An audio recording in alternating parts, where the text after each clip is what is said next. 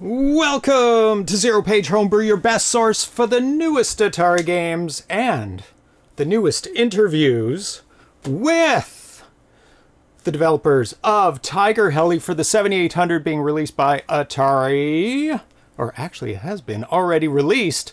We have today an interview with the developer, Bruno Steux, and we have also on the line waiting Ben Jones from Plaion, the executive producer of Tiger-Heli. And if you haven't played it already, oh boy, are you in for an experience, an amazing shooter. Oh my goodness. I've been practicing so that I won't embarrass myself while I'm talking to doing the interview. Yes, I'm doing it solo today with the cats here. So I won't embarrass myself. And I got a pretty good score last night. 390,000 points, made it to level 6, where it gets pretty crazy. But let me put in my earplugs. Not earplugs, but earpieces, so I can talk to our guests. And let's just... first, I want to thank the Twitch subscribers who help support the show. Don't want to miss them. AB the Official, Alan the Fur, Archie, VDC, Atari 974, Atari Age, Backman 50, BR Pocock, Bruno Steux. Bruno Steux, who is that?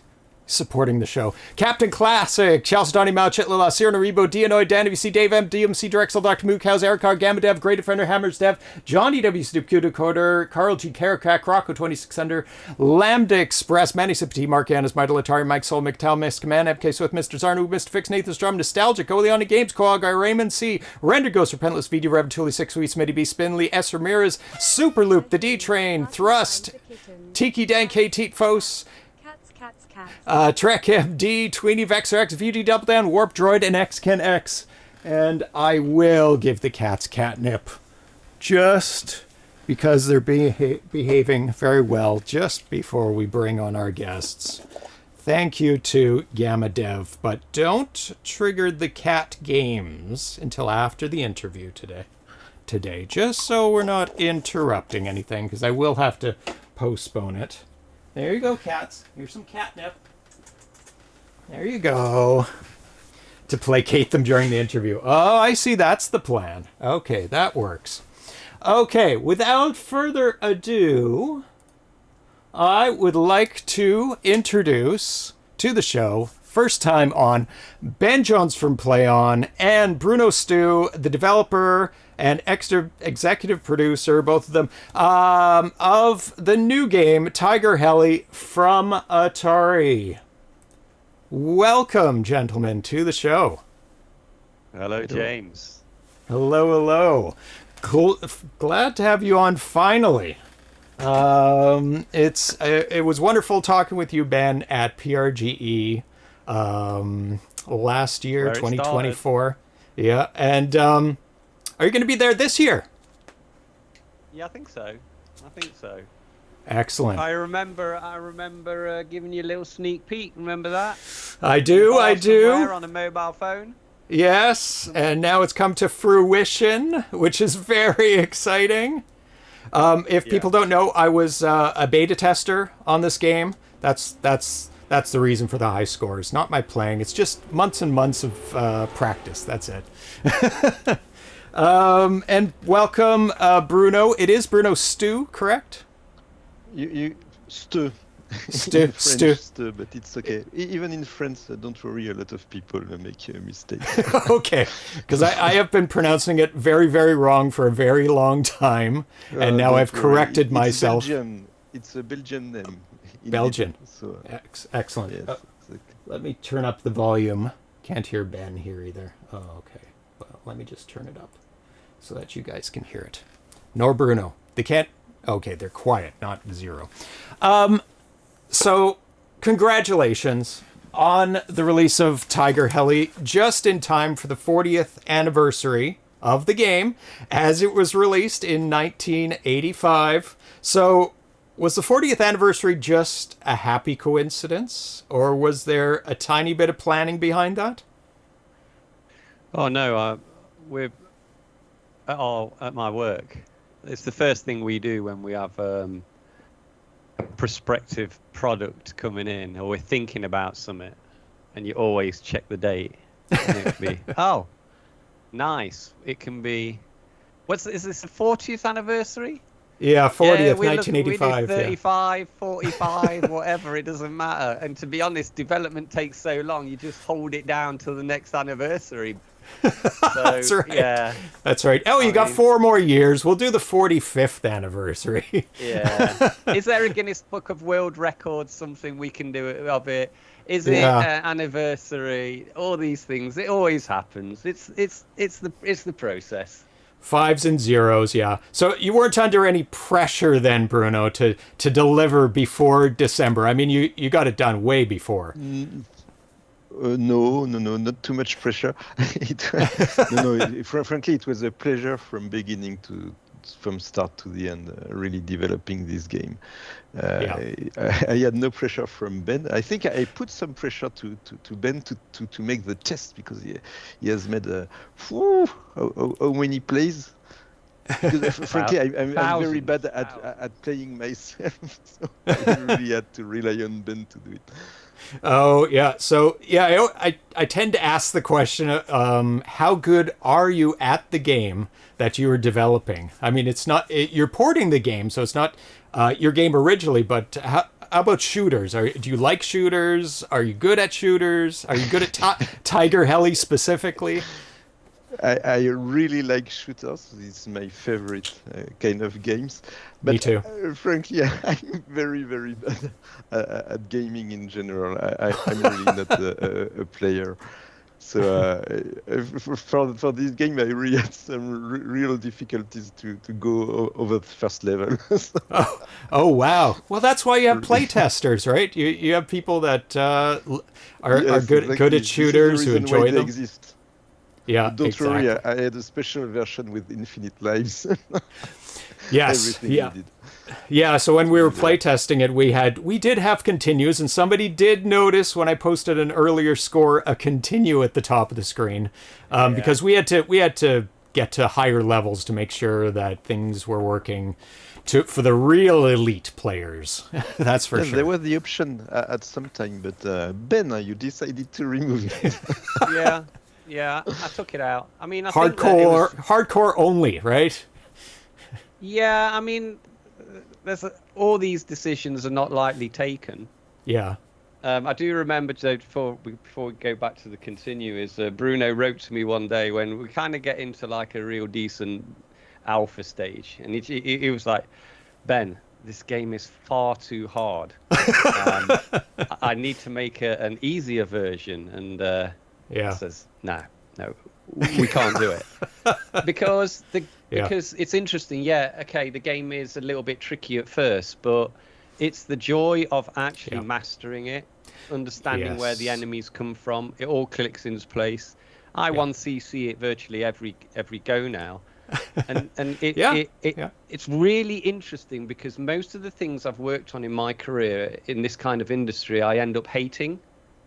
Because you just get this hatred for something. But Tiger-Heli is one of those things where I still pop it on now, and I still love it. And it's kind of been validating recently with people's reactions to actually playing it, and it's people like yourselves feedback gives it validation. But the continue thing was you complete the game in about 17 to 20 minutes. And again, I've played it so much. It's such a nice burst of activity. It's not 5 minutes. It's a bit of time. But like, if you can't master it and get it there 17 to 20 minutes, then come on, get good. Come on, people, get good. Yeah, you can get better. It is one of those games that you want to play one more time because your deaths are definitely your fault. It's not a cheap game. You can make it through all 4 levels and then start the cycle again. But at first it is challenging, and it is the type of game that you can get rid of the continues. I think that was a fair decision because that decision is always there. Should the player be able to keep going in the game? And some games call for it, where it's just so hard. There's just so little chance that everybody's going to... Yeah, or really long, like hours long. You need to continue. You need a password system or something like that. Yeah. And this game has 4 levels. If you make it to 4, you've seen the game. So having a continue, it's not really necessary, as opposed to a game that's like 100 levels long, like Bubble Bobble or something like that. Exactly. Where it's like, well, that's a tough game. Getting to 100, you might never ever see it in your lifetime. I can't make it that far in Bubble Bobble. I need to continue. That's for sure. Yeah. Well, I think again, I'll go back to the learning of it. Yeah. And it's like I'd always tell people, you know, the first level or two, or the first level, you should always set yourself up with a side. The first side helicopter you should get should be, I think, forward facing, and then the second one should be the one that shoots to the right, because level two, when you start on the water, there's a real tricky part that Bruno put in with like 5 of these boats that come up from the behind, and if you have a right firing, it stops that, because you that is there are lots of pinch point moments in the game. There are elements of it where it doesn't do anything for 5 to 10 seconds, but then there are elements that you have to deal with, and there are strategies in place to deal with it. Yep. And then further on in that level as well, you have an equal amount of enemies up at the top, and then enemies that are coming down from the right. So if you maintain your forward firing side heli and your right firing heli, you get it through. Now, after that, I'd always pretty much, until the very end of level 4, I would always have 2 front firing. So really? You have a very wide, and the game is, I would say, it is slightly easier with both of the helis going forward. And then at the end, if you want to hit as many of those airplanes, then I try and swap to side firings for that last bit. What I do is side fire the whole time. Do ya? Yeah, because I need to get rid of the things when they come up from the bottom or the sides. I just have to take them out as soon as possible. Yeah. I wish there was a rear firing option, but that'd make it too easy. Yeah. But I think I just go for side the whole time. There's quite a lot of enemies that come from the rear, actually, and it's slightly different. It's good in this game. It's brutal. It's slightly different. It's quite cruel. A lot of them are cruel, and I said to Bruno, it's somewhat sadistic, these enemy placements. Dude, you need to... Because we worked a lot on enemy placements. And patterns, right, yeah. Yeah, we generally followed a lot of the NES, but the NES didn't have many enemies or as many bullets on screens than that, so we would look to... What we would do, we would have... I would make videos where I'd start all 3 games.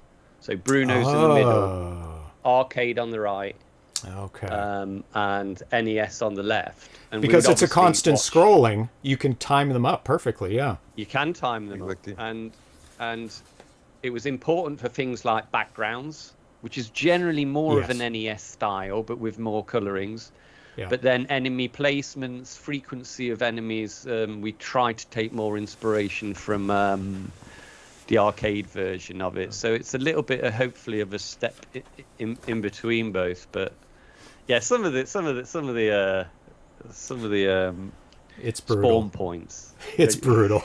It's punishing, but not impossible. I have done it. So, it's easy. See, put a couple of hundred hours in. That's all. Yeah. No problem.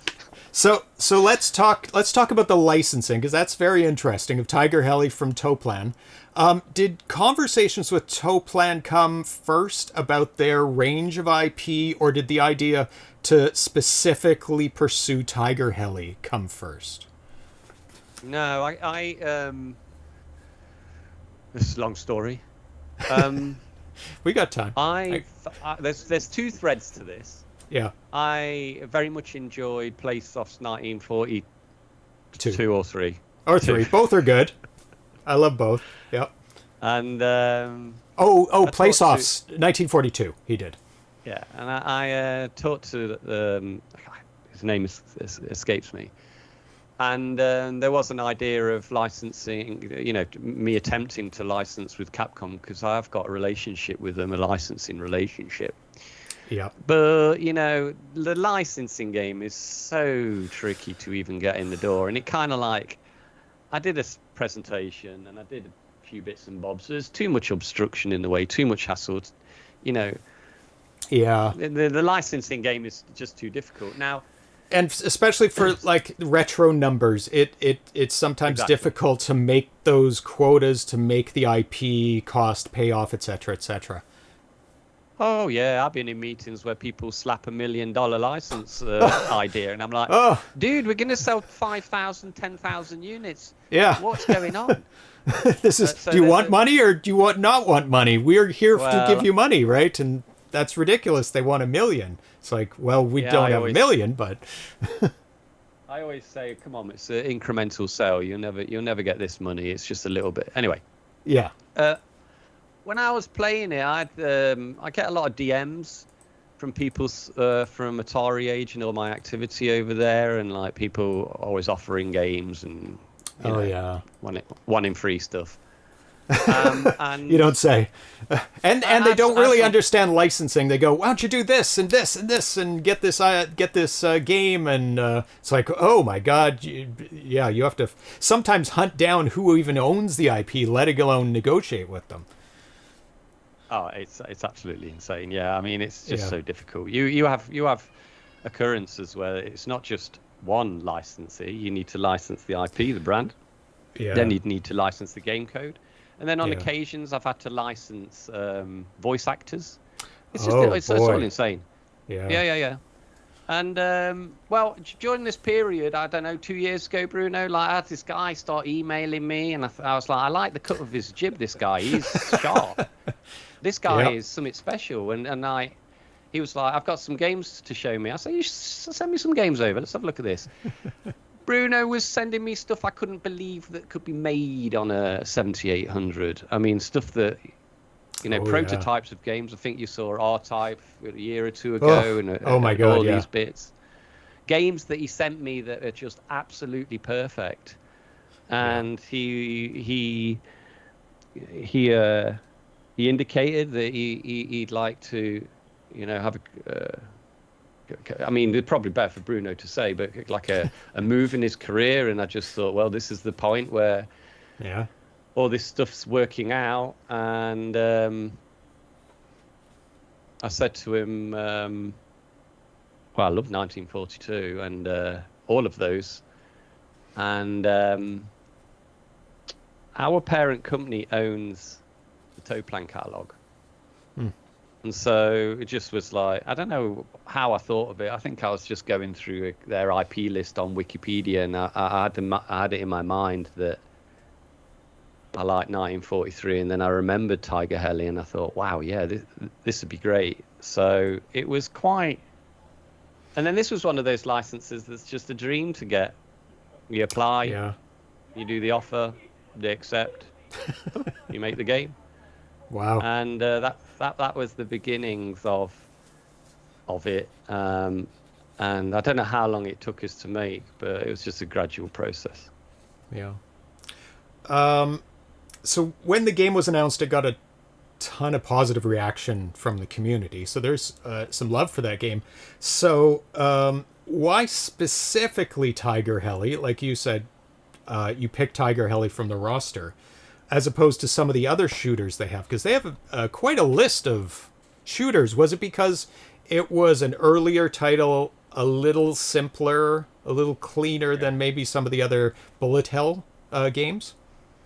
Tonally, it was correct for the 7800. I would say, like, if you look at things like Vatsugan and those kind of later games, you would struggle to get an adequate representation.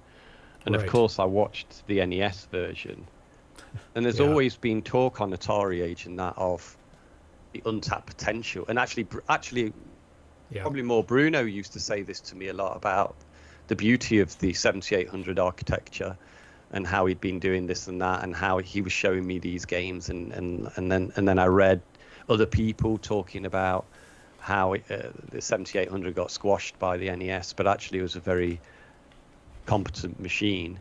Oh yeah. And so just kind of just fell into place with me. Yeah, a lot of the homebrew developers are showing off how good Yeah. the 7800 actually is now, and tapping that untapped potential that the Atari didn't really get into when they put it out in '84, delayed it for 2 years, released old arcade games on it, and quite a debacle. So Bruno, from your side of things, Ben touched a little bit of how when you got involved. Maybe you can tell it from your side when you got in contact with Ben and started developing, and when you're brought on board, and specifically for Tiger-Heli. Did you have any say in which game it was, or did you see Tiger-Heli and go, yeah, I can do that? Well, so I'm a noob in retro gaming, frankly, because indeed I discovered, I had my first Atari something like 4 years ago. I bought one unit on eBay. I read that in your interview with Lynx FR. I was like, oh my God, you right. just got a console. Oh my goodness. Yes, and it was a second version, so wow. You see with the ugly colors. But just to have a look at what it was, because I never had one when I was young, and I only saw once when I was young in a supermarket, so. Right. And so I decided to buy one. I've made the first game. It was the Happy Bird. Paul's Happy Bird. Yes, and Paul's I was Happy Bird, exactly, which you reviewed. Yeah, it was a simple game, but I saw something that maybe some other people didn't see it. I commented at the time that you had 3 colors on the same line. Yes, exactly. And I was really, really impressed with that. The colors that you were able to bring out of the 2600 was absolutely astounding. And you really elevated that game. Really happy with this first development, and then I stumbled on the Atari 78. I had never heard of the Atari 7800 to be honest. Never seen one and never heard of it. I didn't even know that it exists. And then I stumbled on the technical documentation of the Maria chip. And I'm an electronic guy, and when I read that, I said, "Wow!" But it was great design. They just put this chip into the crappy 2600, and they made it really a NES Plus platform. So really, this was really so I had a look at how to program it, and then I realized that all the people programmed in assembler, and I really didn't want to program in assembler. So I wrote my own C compiler. Yes, CC 7800 and CC 2600. Yes, exactly. You not only are a noob to 2600 and 7800, you wrote your own compiler for both of them, which also blew my mind. I can't believe it. Yes, I did that when I had the flu. I was in my bed for 1 week, and I decided to write one. And after a week, it was starting to be not so bad. So I really optimized. You see, in Tiger-Heli, there is not a single line of assembler. It's full C, not a single line of assembler. Wow. So this was so I decided to do that. I tried to make some demos just to test my C compiler and what we could do with the machine. Yeah. And then really I liked it. I liked it a lot. And I was working in the military industry, and then I said, maybe there is something to do. It was not really realistic, but okay. So I contacted Ben because he asked on the Atari forum who did the demonstration for R-Type, and I said, I did it. He told me, but you could do Tiger-Heli?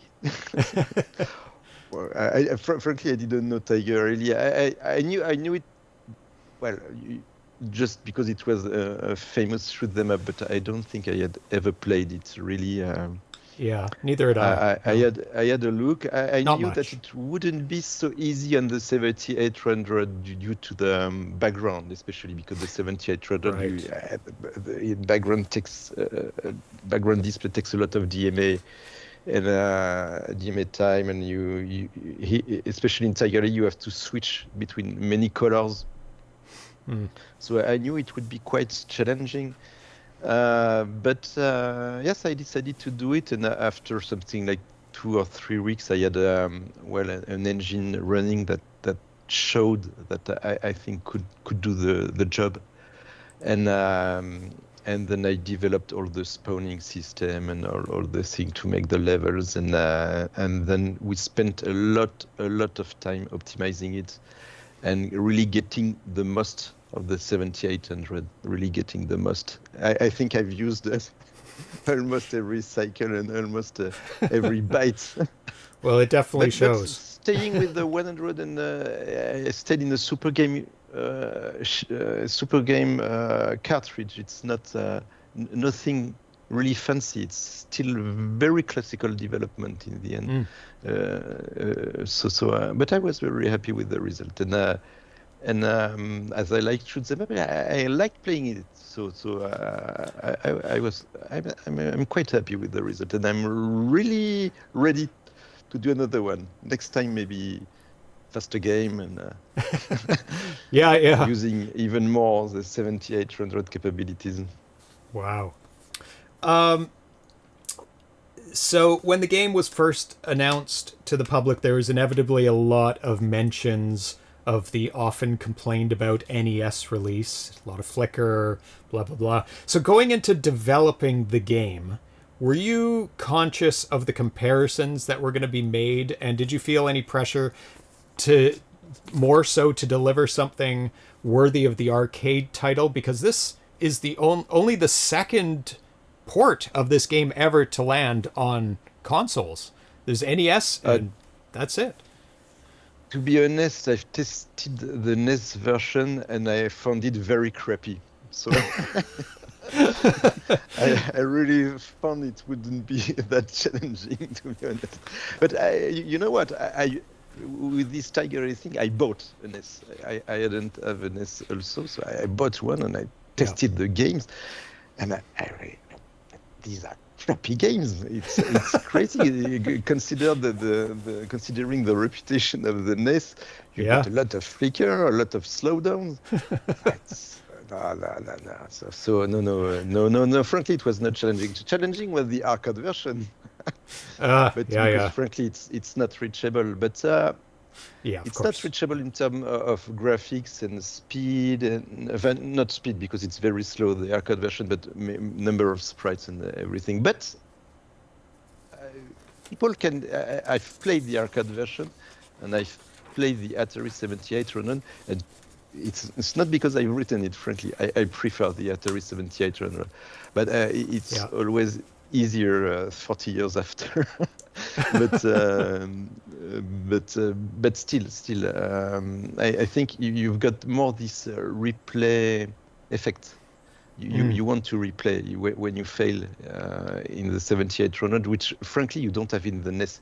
The NES version, you have played it. It's very boring. There is no boring parts on the 7800. It keeps you on your toes. You are busy the whole time. Yes. Maybe a bit too difficult for me, but yes, you just got to practice. Come on, you can do it. Gamma Dev in the chat says Atari does what Nintendo don't. There you go. And Crunchy the Clown says the NES version is even slower, super flickery. Yeah. Lots of complaints. So there was high expectations for the 7800 version. I think you exceeded everybody's expectations of what could be done, and made the 7800 an even more amazing system to buy, along with like the 2600 plus, 7800 plus that Atari is selling, so you can have HDMI output and make it look crystal clear. I'm going to boot it up now and show off what it looks like for people who don't have it yet. So let's switch over to that, and then we can talk more about the game. There we go.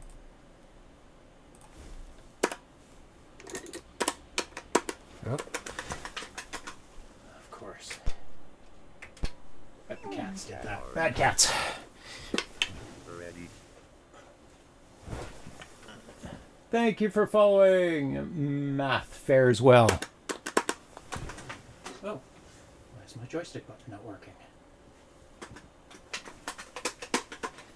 Weird. Let's switch joysticks. I definitely need that button to fire.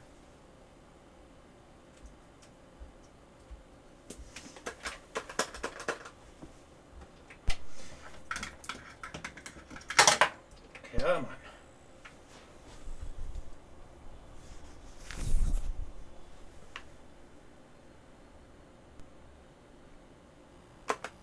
There we go. Happy times. So even the title screen looks better than the NES version. With the Yes. the colors waved, the silver color waving across. I think the NES just kind of glows in and out in one solid color. Exactly. So there we go. So so maybe you can walk us through briefly what the game is about, power-ups, bombs, extra lives, the 4 levels, for people who aren't familiar with the game. You're going to hand it over to me now, aren't you, Bruno? Oh yes, probably yes. You know it Yeah, you haven't talked in a while, Ben. And it's a classic shoot 'em up. Slow pace. We some early builds that Bruno made. The helicopter was very fast, and we had a spirited discussion on why we had to probably stick to it being. I still think it's a tad quicker. He wouldn't let me. So, and it's basically a very typical shooter, and 4 levels. Yep. Like I said earlier, it takes about nearly 20 minutes to complete. The 4 levels. Yeah. Most enemies are on the ground. There is actually only 2 instances during the game of an airborne enemy, and then there's the final flurry at the end of stage 4 where lots come down. And there I saw you get the bonus there. Nice work. Yep. Thank you for that hint. It's interesting watching it here because the colours are really saturated. I think in a good way. A little bit. Well, you know, my setup is unique. It's hard to dial in colors to be exactly how you want them. For me, anyway. No, I like it. Yeah, I like the look of it as well. Yeah. Ah! Yeah. So I'm not going to play as good as I normally play while talking. So no, I know. I mean, nobody expect miracles. That first level is probably it's very, very difficult at this initial area actually, and you got to get through it, and then you have a little bit of a breather. Yeah. But the first level, I would say, would it be one of the hardest levels? Maybe.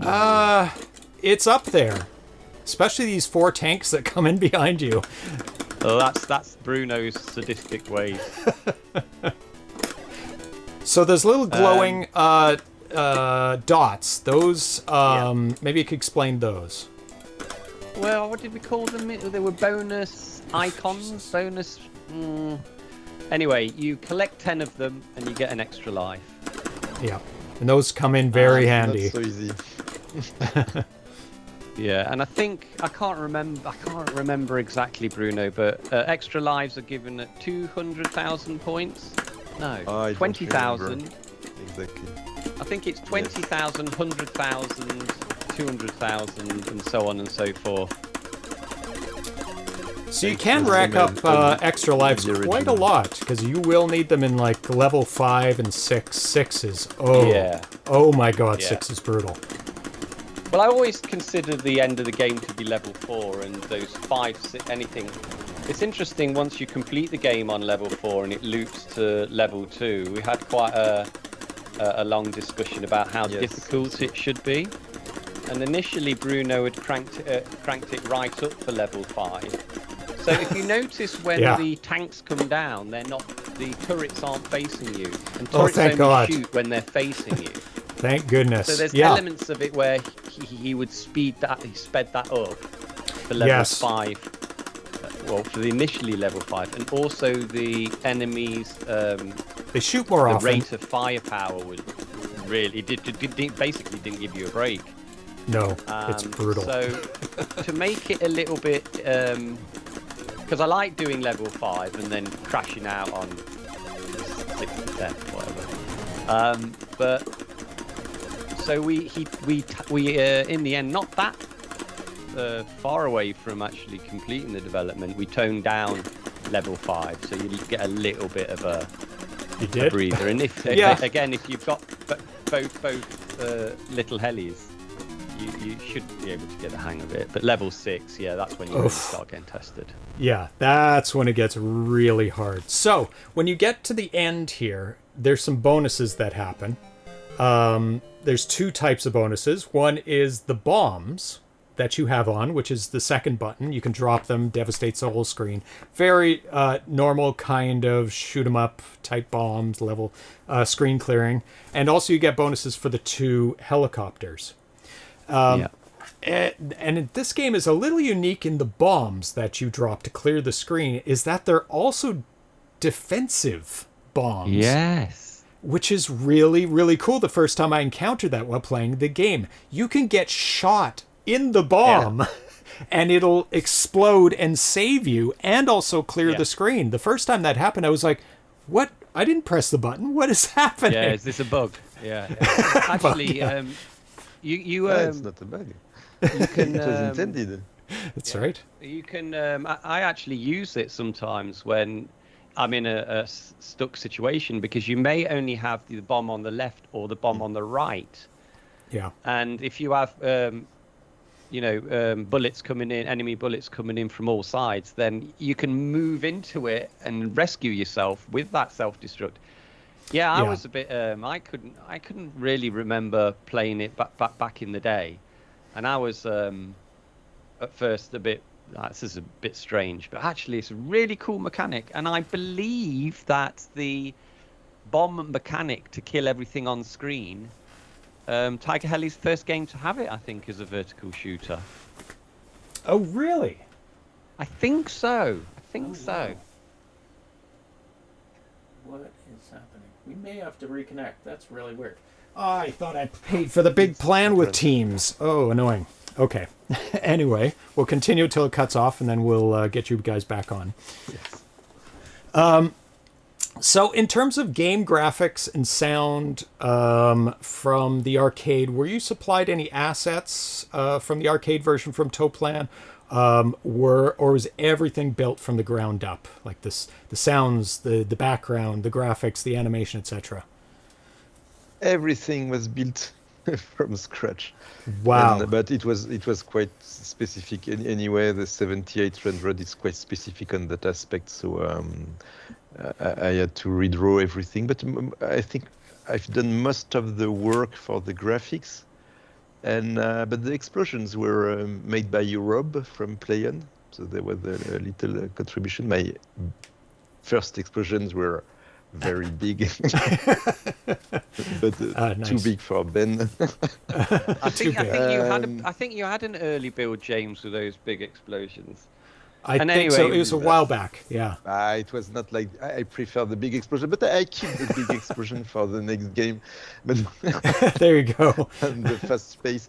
But okay, I was a bit restricted. But apart from this, yes, no, everything was made done from scratch. I took a little bit for the background. I took a little bit from the NES version.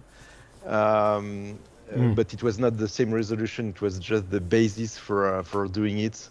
Yeah. But no, it was really. I really had to do it really from scratch. And the music also was composed by my son, indeed. Very He nice. just listened to the original music from the arcade and YouTube, and it just composed it and Wow. Raster Media Tracker, which is an open source software for POKEY, and he supplied me the files.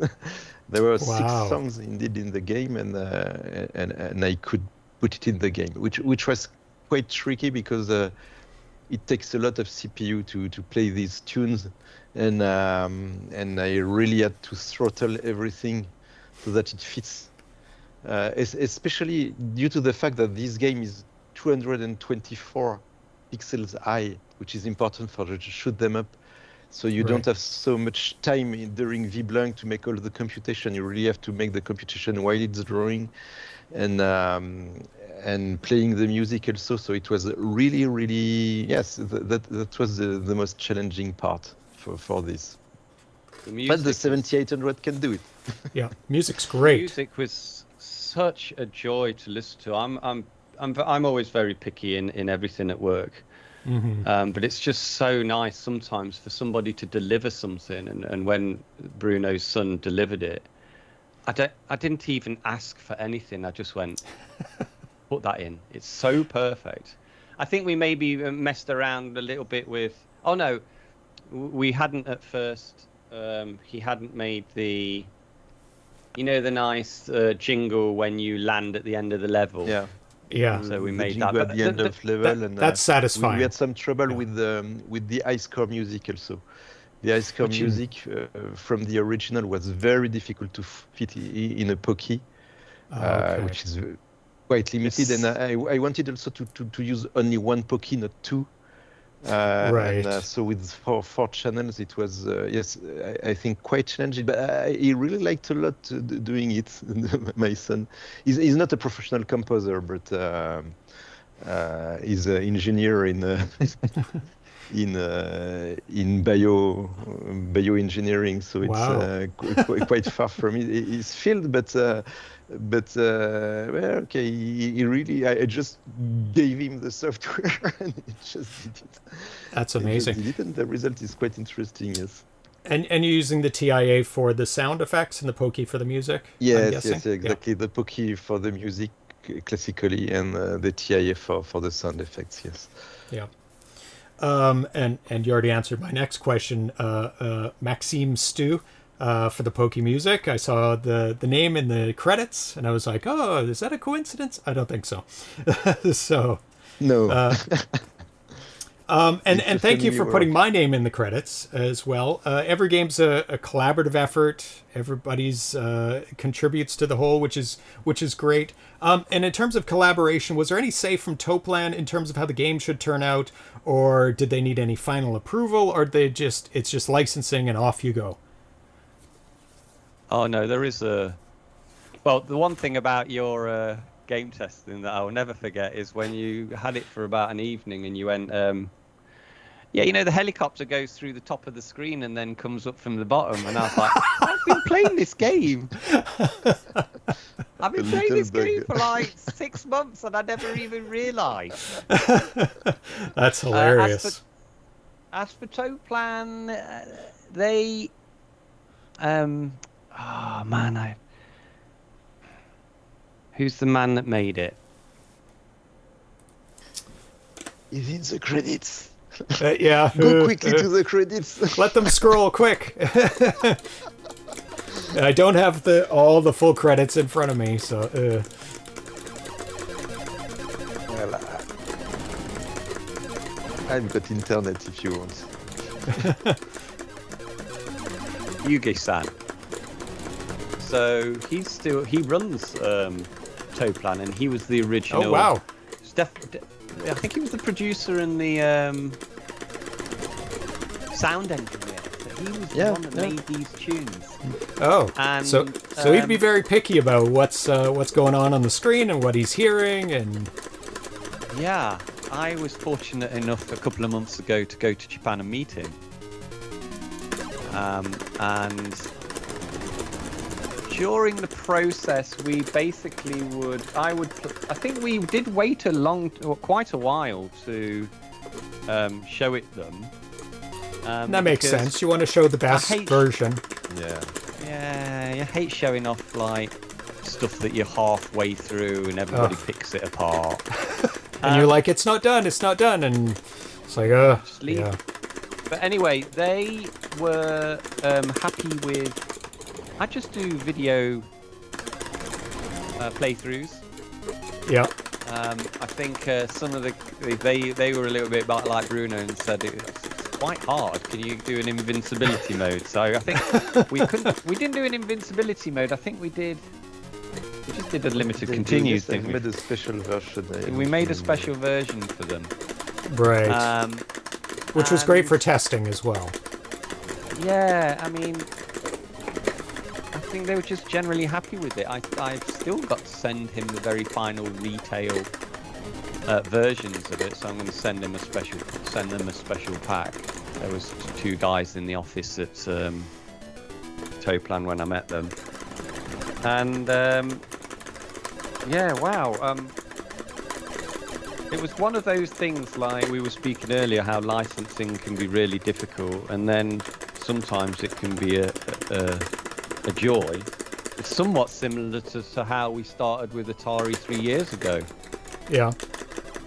Nice, straightforward, easy. People just agreed together and went forward. It's funny, like, I think sometimes the bigger the not even the bigger the IP, but sometimes people just have an opinion of their value of their intellectual property that's actually way off what can be monetized in the real world.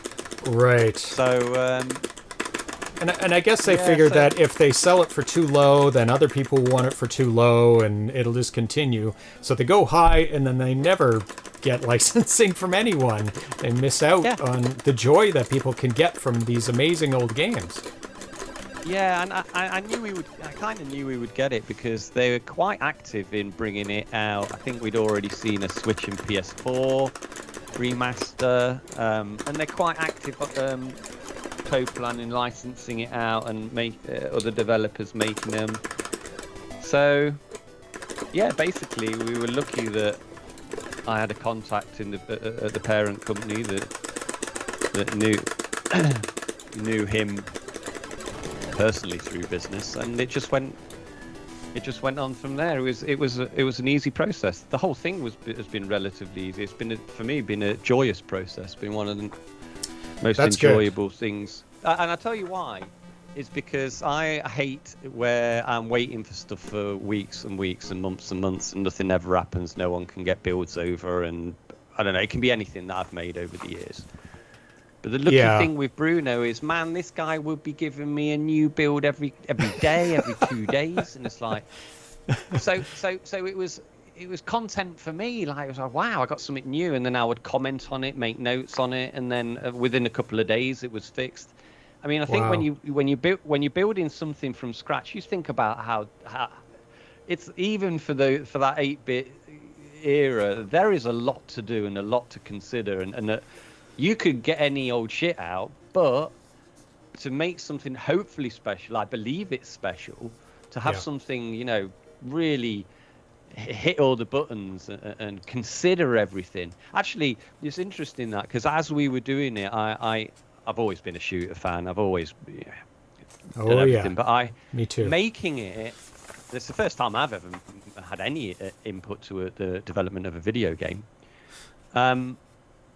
I then would recognize when playing other games, well, I'd play like cave shooters and that, and I'd be like, my goodness, how these people have stitched all that together.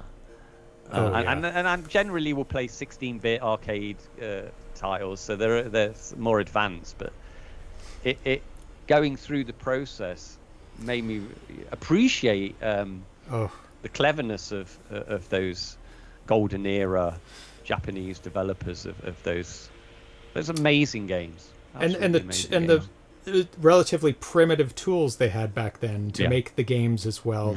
The minutia that you have to consider when creating a video game is astronomical, and the attention to detail that the fans of games have, and the pressure that is on you when you're going to deliver something that people really love and have played to death.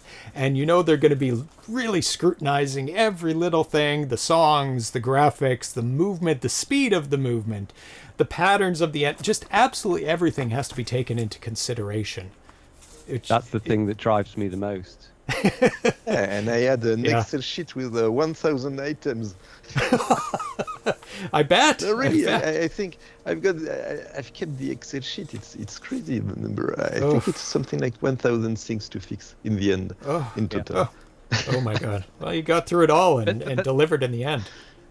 Well, Yes, but it was not really a pain. It was, frankly, it's the first time I'm making a game, really, except for Paul's Happy Bird or a few demos. So it's really the first time also that I make a full development like this. Right. And, when somebody else, it you're was beholden to other people and there's expectations, etc., right? Yeah, Yeah. exactly. And I know it was a very interesting process. But I think it was very nice also to work with Ben.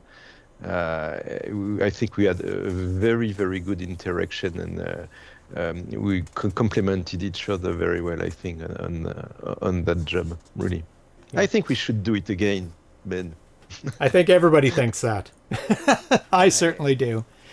We're on the high score screen here, and somebody in the chat also mentioned HSC compatibility is a +2. I don't know if that's an intentional pun, but on the Plus systems, it does keep your high score. Yeah. So you it's have a intentional, record. yes. Yeah, very, very intentional, which is great because people love, besting their high scores. I've set the bar high now at 390,000. So everybody get out there and try and beat me. And I'll try and beat my own score as well. But it's great Have you already to done this, Ben? 300,000? I'm not sure. oh, I go 500 easy. every time, Okay. right? Sorry. Not every time. There's a couple of interesting points here with the high score saving, because as we were developing Tiger-Heli, and I've got a particular thing about saving high scores and about when they disappear. So annoying for me, because I find it to be, because I brought a machine called the Capcom Home Arcade out a few years ago. Yeah. And it was really, really important for me to keep high scores, because Yes. with those games, the high score is the main motivation in play. Oh. Let's get those guys back. 1 second. I knew they'd disappear. I gotta check my subscription because I am paying them money.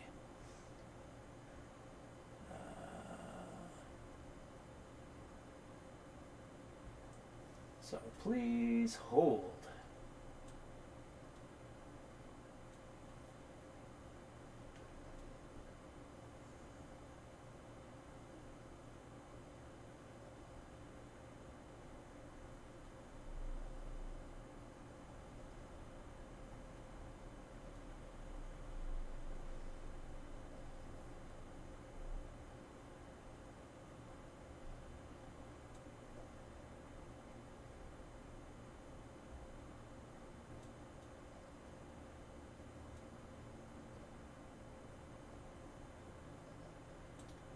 One person back.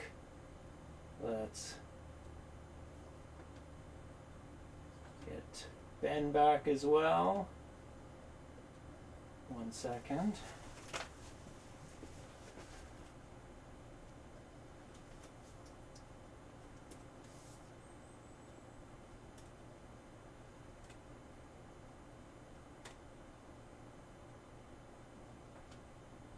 Come on.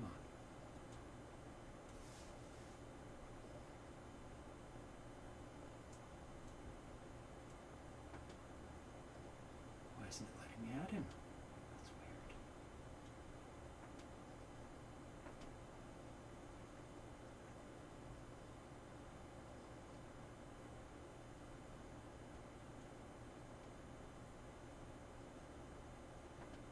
Come on.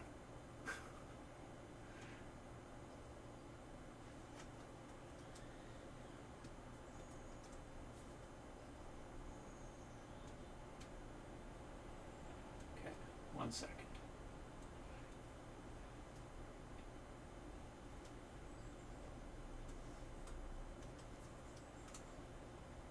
Okay, hopefully he will be back. A second. There we go.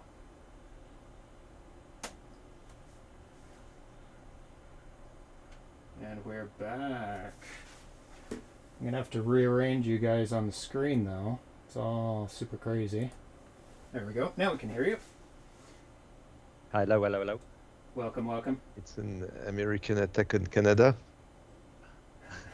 There we go. Are you guys in the right order? Yes, we are. We're back. Okay, sorry. You were talking about high scores, losing high scores. Yeah, I mean, it's terrible, isn't it? It's such a nice feature. It lasts year. I have high scores that I've made years ago, and I love going back to them and trying to get to them. And it's always been a bugbear of mine, especially with the Atari 2600 Plus and the 7800 Plus. Right. And I speak to, Chris Smith, Razorhead, the developer. He is just the most amazing man ever. A man that probably, is responsible for a big part of the success, the continuing success of the platform. Because when I brought the 2600 Plus to market, it was well received and did well commercially. Yeah. But it was lacking. It was lacking. Yeah. And I didn't have the ability to improve it to a state that, has the enthusiasts on board. And that's the most important thing. So I always say it to people. Right. It's like we need to get the people at the top turned on, because in this modern landscape of social media and YouTube and Twitch and everything like that, it's not like back in the day where you could write magazines and you could market and PR That's right. through a success. Yeah, you're the marketing. You're in control of the narrative. Not anymore. Not at all. So it's very important to have the likes of those people and the people at the top of the food chain, because if they give you the thumbs up or they give you tacit approval, then that waterfalls down. And I would say waterfalls down at the first level is like mainstream media, because when we do articles and that with big press, where do you think they go to do their research? They go to places like Atari Age and YouTube influencers, and then if those people are giving the thumbs up to everything, you see it. I've seen it so many times, especially recently with these machines that I've been working on. You get positive press, and then that goes out to a more mass market. But just going back to Chris Smith, I always have a semi-regular call with him, and we catch up, I don't know, once a month or something. And I can't remember who it was, whether it's me or him, but would talk about this because we've always had lots of problems, especially at the beginning, that he was so amazing with him, Mike Sarner, Fred Quimby, who fixed these things and made it really a machine that started to garner respect from enthusiasts. And it's important to get them on board early as well, before things come out, to ask them what can we improve, what needs to be in this, to get the community on board later, so when it comes out, there's not fixes that need to be done after, or like come out of the gate strong, right? Yeah, well, that was the whole problem with the 2600 Plus, that it was basically just me. Right. And I had the guys at the factory in China, everything all fantastic, but to get to that enthusiast level, and I was so lucky. I often call him my guardian angel in this project, where he just offered and just started to nail all these problems. You remember when the 2600 Plus came out, not a single homebrew 7800 game worked, only the 59 original releases, and even then I screwed up on, I think it was 8 PAL titles didn't work. And he's methodically, over the last year or two, along with other help from other people, whittled it down to almost everything very works little. now. I mean, recently you've seen Champ Games now working. something that would. I remember people telling me that Pitfall 2 would never work. He did it. He did it. It was amazing. Yeah. What a guy! And some of the conversations would then go through to, instead of bug fixing, instead of fixing all the problems that I had, to enhancing the experience. And always I would bring up with him the necessity to do high score saving, and he talked quite a bit about the high score cartridge. So there's some I think I don't know exactly how I did it, rewrote it, put it in there, and then somehow expanded it so that Tiger-Heli would be able to be done. But I just like to put on record again my deep gratitude and thanks to Chris Smith and all those I call them the Atari Age Illuminati that have taken the project and morphed it into something that I could only be only in my wildest dreams would be successful. And then I'm bolstered by the likes of Bruno coming in and was having this amazing, passionate journey on Tiger-Heli. But yeah, for Chris Smith, there's an interesting fact with Tiger-Heli is that high score cartridge, the high score feature that we introduced a few updates ago, I believe is off by default. So you have to go into the engineers menu and switch it on. However, for Tiger-Heli, it's you don't have to do anything. It will. Oh, that's good.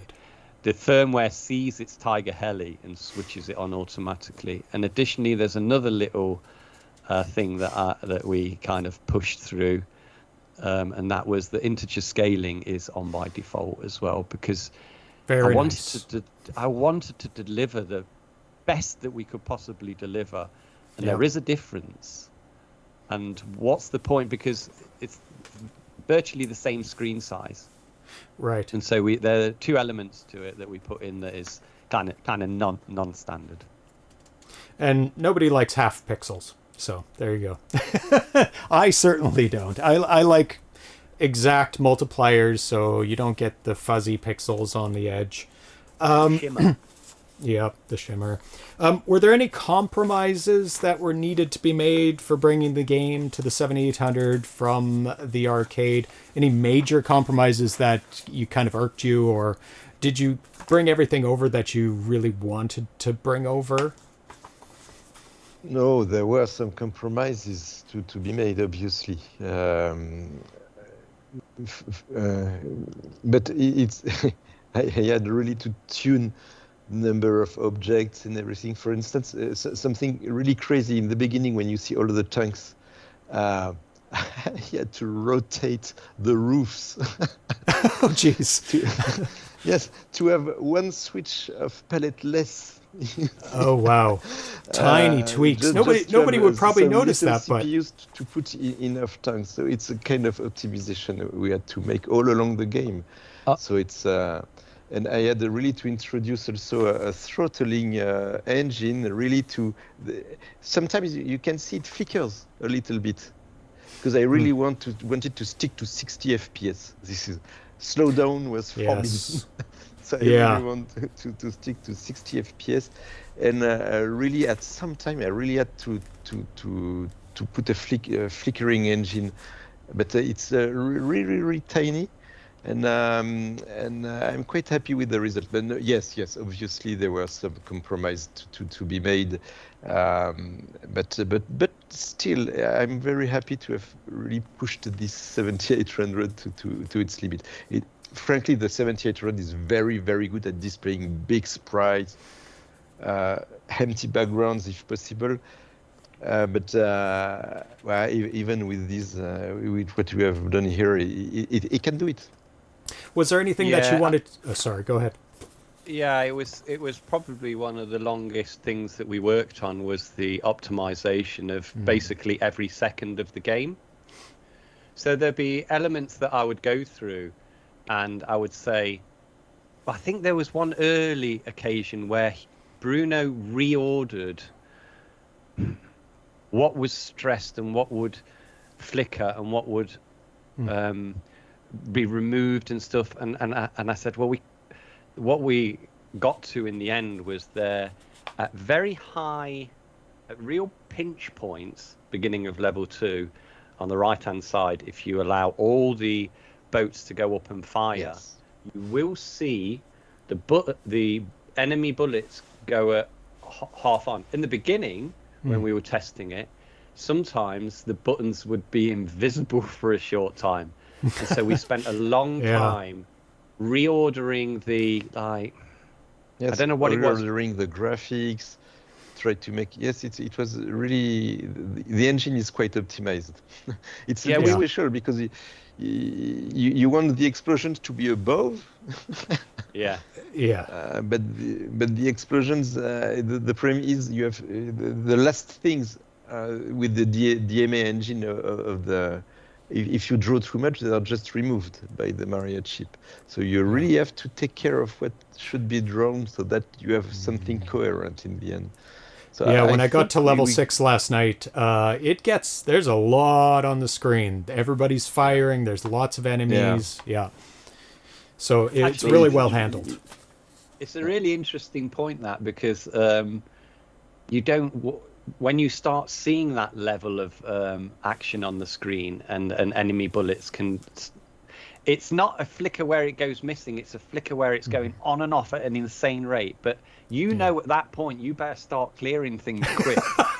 Yes, because you're in when trouble. When it starts happening, you realise that you're messing up because you haven't killed them. That's what I was saying earlier on, is you need to learn those patterns to kill them before that happens. Yeah, that is the number one thing you got to do in the game, is clear things as soon as you can, because you're in trouble if you let them build up. You're in big trouble. Yes, exactly. And what else? Yes, very important, something funny. I really did, indeed, in this game, in Tiger-Heli, you need a lot of code. There is a lot of code, because there are different behaviors, a lot of very bespoke. Different Everything's bespoke. Yeah. Yes, and that was a bit difficult. Indeed, during one frame, I have to switch between 4 different banks. Out of 8 in the super game. It's to execute some code in different banks, so it's and to display the right the right graphics at the right time. So it's it was a bit of fun to do it, but really this is a very, very capable machine. Was there anything that you wanted to? Was there anything that you wanted to add into the game on top of the arcade? Say maybe 2-player simultaneous, or any kind of extra things that you wanted to get in but just couldn't fit in, or didn't have time to put in before the release, etc. No, not really. We stick to the arcade game, but in a future game, yes, I think it would be really nice to have something 2 players shoot them up. Yes, for sure. That would be a really, really nice addition to the 7800 library, for sure. That was not in Tiger-Heli. I think for Tiger-Heli, we really could put everything that was in the original game. We didn't miss any important aspect, I think, from the original arcade game. But yes, maybe a future top-end game with some additional feature. Well, it's frankly, the 7800 will really shine at a shoot 'em up with the very big enemies, which is big enemies and 2-player games, and faster maybe, because we had some fights with Ben. With respect to the speed of the game. No, the speed is fine. I mean, some people complain that the NES is slow or anything, like moving around. I find the speed is just not too fast, not too slow for this. It's just the right speed. We found a compromise. No, I think really the compromise where it sits now, it's I think that was the right option in the end. Yamazaki asks, hi guys, late in, apologies if this has been covered, but why is there such a huge difference in the release date between the US Atari and the rest of the world, and US non-Atari orders? There's also the Amazon orders. So people are wondering probably where to order from. What's their best bet? Because last time I think the Amazon orders went out first, and this time the Atari orders went out first. I don't know if you're involved in any of that, but Yeah, I ship it. I ship it all. It's my responsibility. Okay. Atari received stock and sent it out when the release date is August the 15th. Let's call it a miscommunication. Yeah. It happens. I mean, it happens. I think this one is a little bit different. It would all come. The thing about, I think I set the original release date for July the 18th, and I think this is where it falls down. Yes. And I had to delay it. I had to delay it for the fact that the factory could not burn the ROM or the bin file that Bruno had made onto a PCB. It was as simple as that. And when time goes on, we really tried, didn't we, Bruno? And like, we couldn't do it. We were using all these old ways that we'd used before with games that we brought out. But then I sent a bat signal out to Fred Quimby, and he just came back in like 48 hours and said, you need to do this, this, and this at bank switch, this, and this point. And right. Then it was just a case. I think, Bruno, did you do what Fred said? And then we sent it to the factory, and the factory went, great, it works, we're on.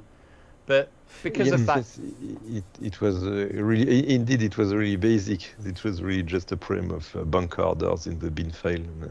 Yeah. And then what happens with that is then I say, okay, well, we need to put notices out to sales territories, tell Atari.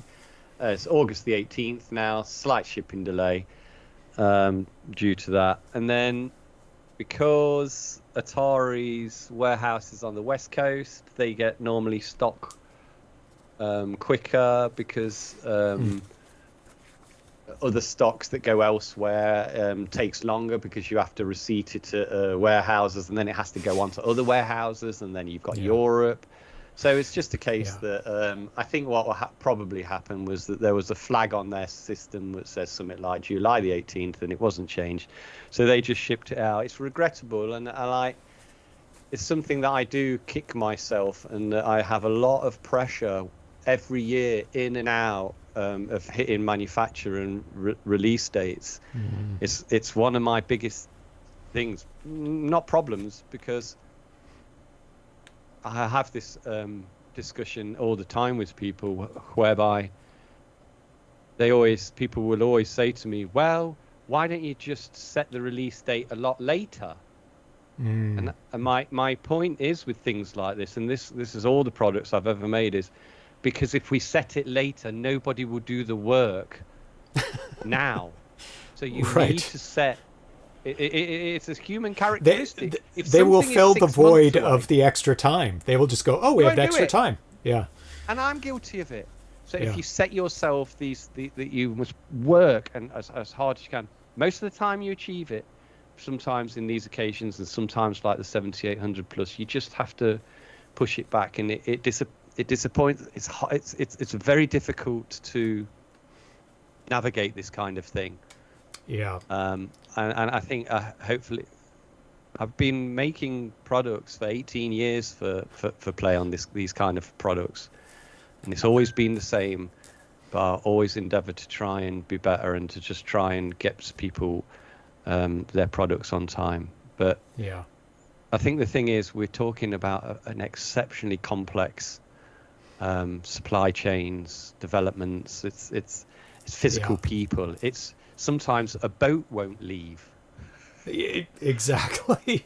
Yeah, there's a lot of pieces that have to come together to get something out to a person. There's the cartridge, there's the PCB board, there's the manual, there's the box, there's multiple suppliers that you have to get it out to, and to time everything up is quite a Herculean task. Get it approved, which seems ridiculous to most of us homebrewers. We're like, just put it out. But no, this is like going in Amazon. This is going in, you know, a virtual store shelf that you need age rating for. It's one of the biggest costs of manufacture is age rating, because there's no lower levels, because obviously when people are making video games generally, you look at anything on Switch, Xbox, PlayStation, you're selling tens of thousands, hundreds of thousands, if not millions of games, so the levels are set. So when you're attempting this similar type of market with the Atari 2600 cartridge, it's actually quite a substantial cost of it. Yeah. But I think it's warranted because it makes the product official. It's got having an age rating, although obviously it's one of the banes of my life, but having it on there gives you it's like an official seal of quality. It's got a barcode. It's got these things that makes it a product. It's a catalog. It's there forever. So there's so much that does it. But yeah, just going back, I'd just say it's a very unfortunate miscommunication. I have spoken to the sales territory boss of Plaion regarding this with the Amazon.com orders. Stock is moving to Amazon warehouse. So it says just release it now. Just release it now. Just go. But those systems don't work exactly the same. It may be different in Europe when their stock arrives in the next few days and may be able to ship it out to retailers. Right. So I read all these things on Atari Age, and sometimes I can't respond directly because it's not appropriate. But anybody that writes on there can be assured that we listen, and I do make a lot of decisions on what I read there. And I feel these people's, because I want that game. I've been in the same position, and I do work as hard as I can to rectify these things. Although sometimes I can't talk about it, but it is the case. And it is great that you do respond in the forums directly to the people. Like that's a privilege that a lot of people don't have for big companies to be able to talk directly and get the information from companies. It's a unique position. It's a bit odd. It's good and bad. I've done it for a few projects, not just Atari, and you have to know how to run it. Never criticize. Never do anything negative. There's a bit of an art around it. Mainly, it's about satisfying people's curiosities, their questions, and I never, when a conversation starts going south and mudslinging goes around, I dip out of there. Nothing productive is going to come of that. No, because you just go. It's just a circle. It can just go a circle into nothingness. So but it's good to have this, and I hope to continue to have that live link to people and manage it as best I possibly can. But it's quite a reasonably big part of what I think about, actually, is that approach to the social media and YouTubers and that, because it's so important. So you have to bring the product. And that's how I think, generally, we were speaking about it earlier, is that this is how you market to get to those places, and you have to navigate it with communicate to the enthusiasts, the prosthetizers, the people that are gonna really sing your praises when you do amazing things like Tiger-Heli, and they're gonna be promoting it. They're gonna be just going, this is awesome, buy this, get this. And so you want to be in touch with all those people, and it's great that you are in the forums answering people's questions. And today is a great example of it, isn't it? Because we're talking to you about this. This is exactly what we're talking about. Yeah. That wasn't a leading question at all. Yeah, exactly. I mean, this is part of it, and I'm enthusiastic to share the amazing work that you guys do. Like I'm I'm a gamer. I want to play these games. I have the privilege of playing a lot of them early and testing them out and having the minutia of influence on making them the best they can be. It is all positive for all of us that we communicate positively about all these games because we all benefit in the end from a good game, and that's all we want. That's all everybody here wants, is an awesome game in the end to play.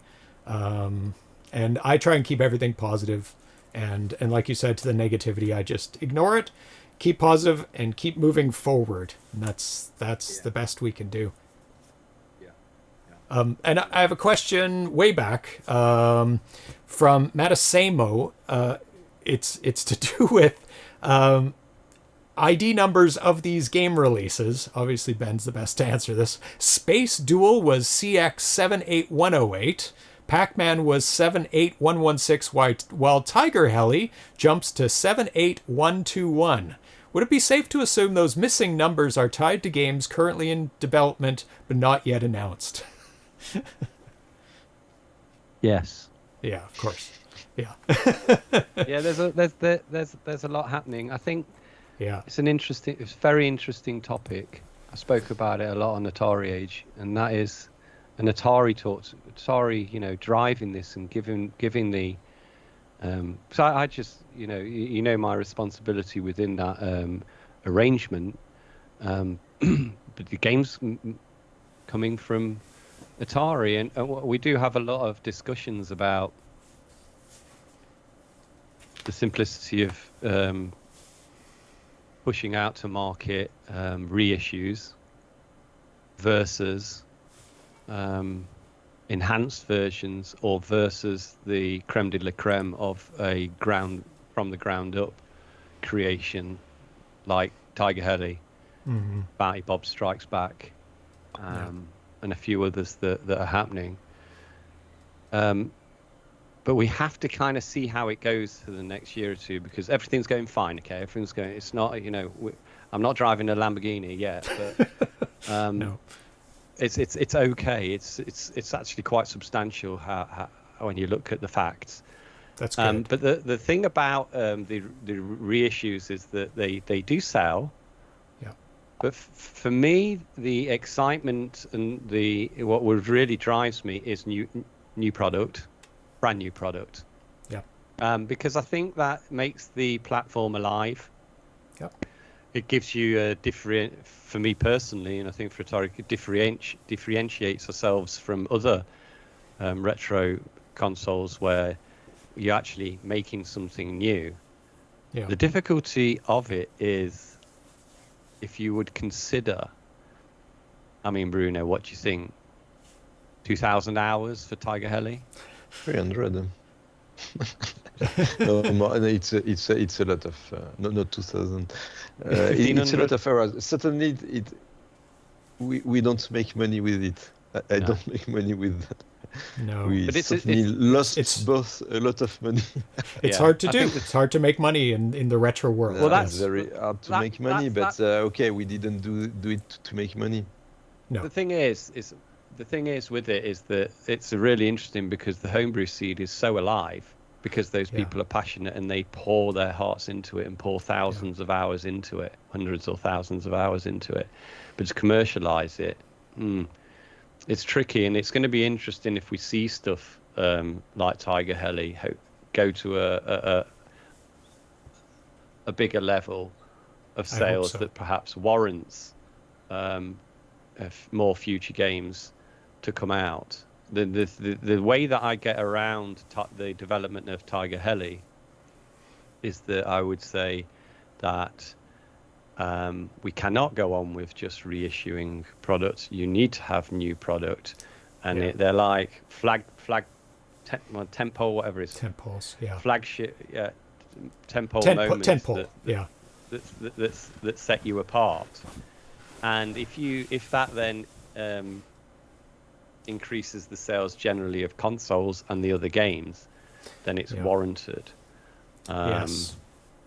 So yeah, that's just like the release of the Pac-Man console and the new Pac-Man. These are tent poles to get attention, to get sales, so that you can do the new bespoke games from the homebrew community that maybe are not ports, but they're amazing new games that Atari can support from incredible developers.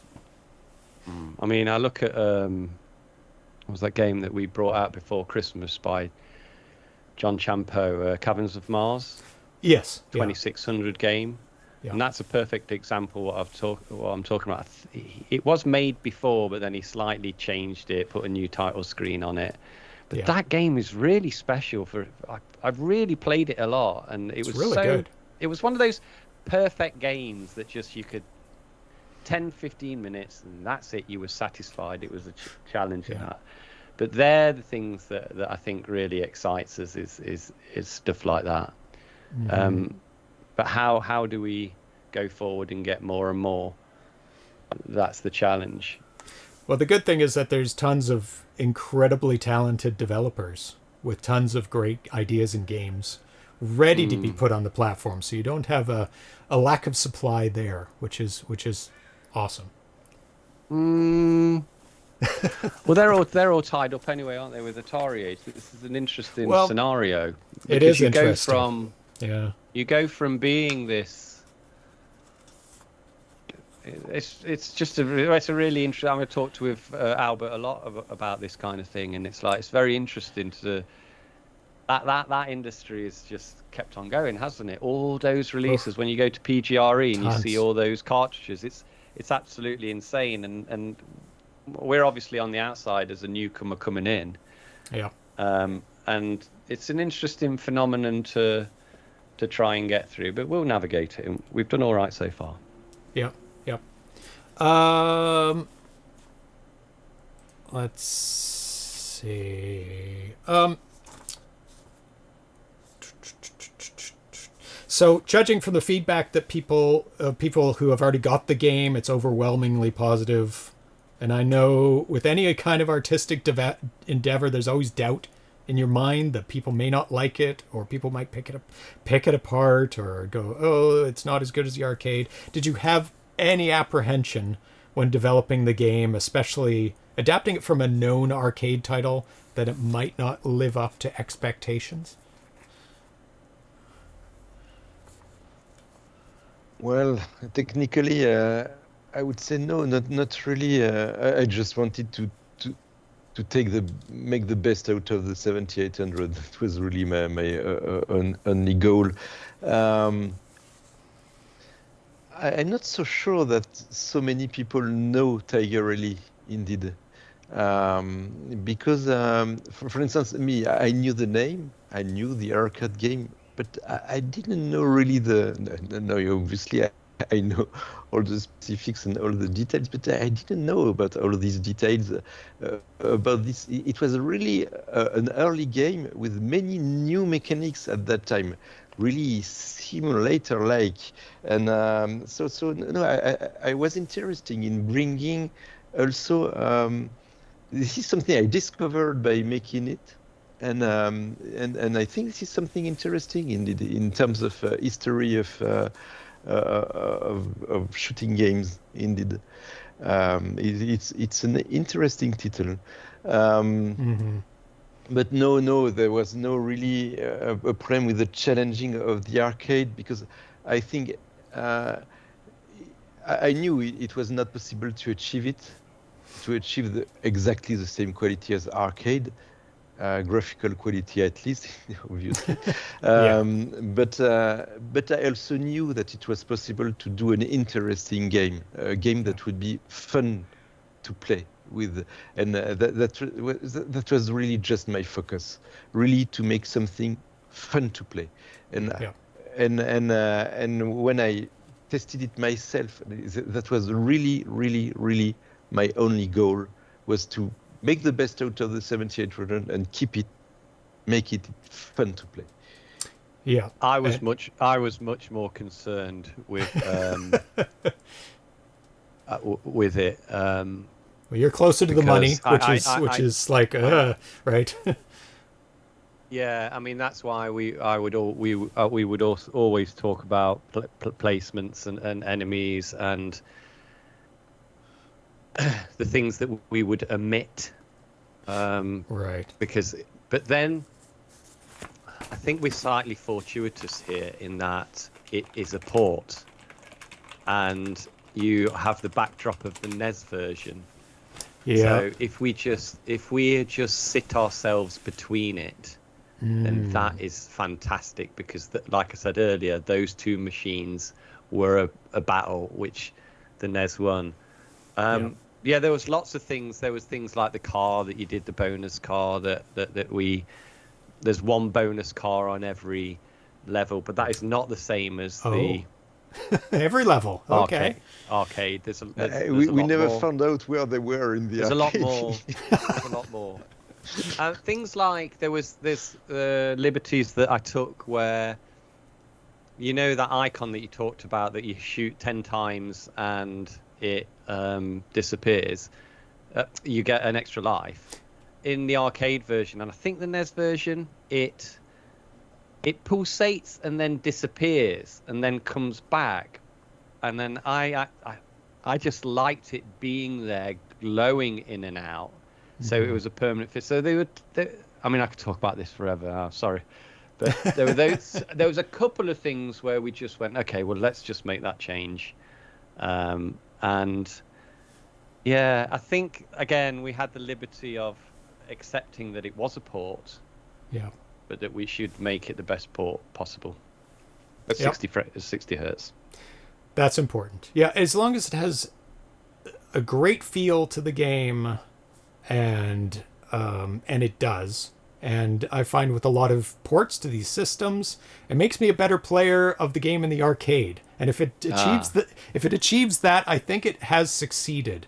If it captures the great feel of the arcade game, plays really well, looks really good, and makes you better at the actual arcade, which a lot of homebrews have done for me, it's succeeded in my mind.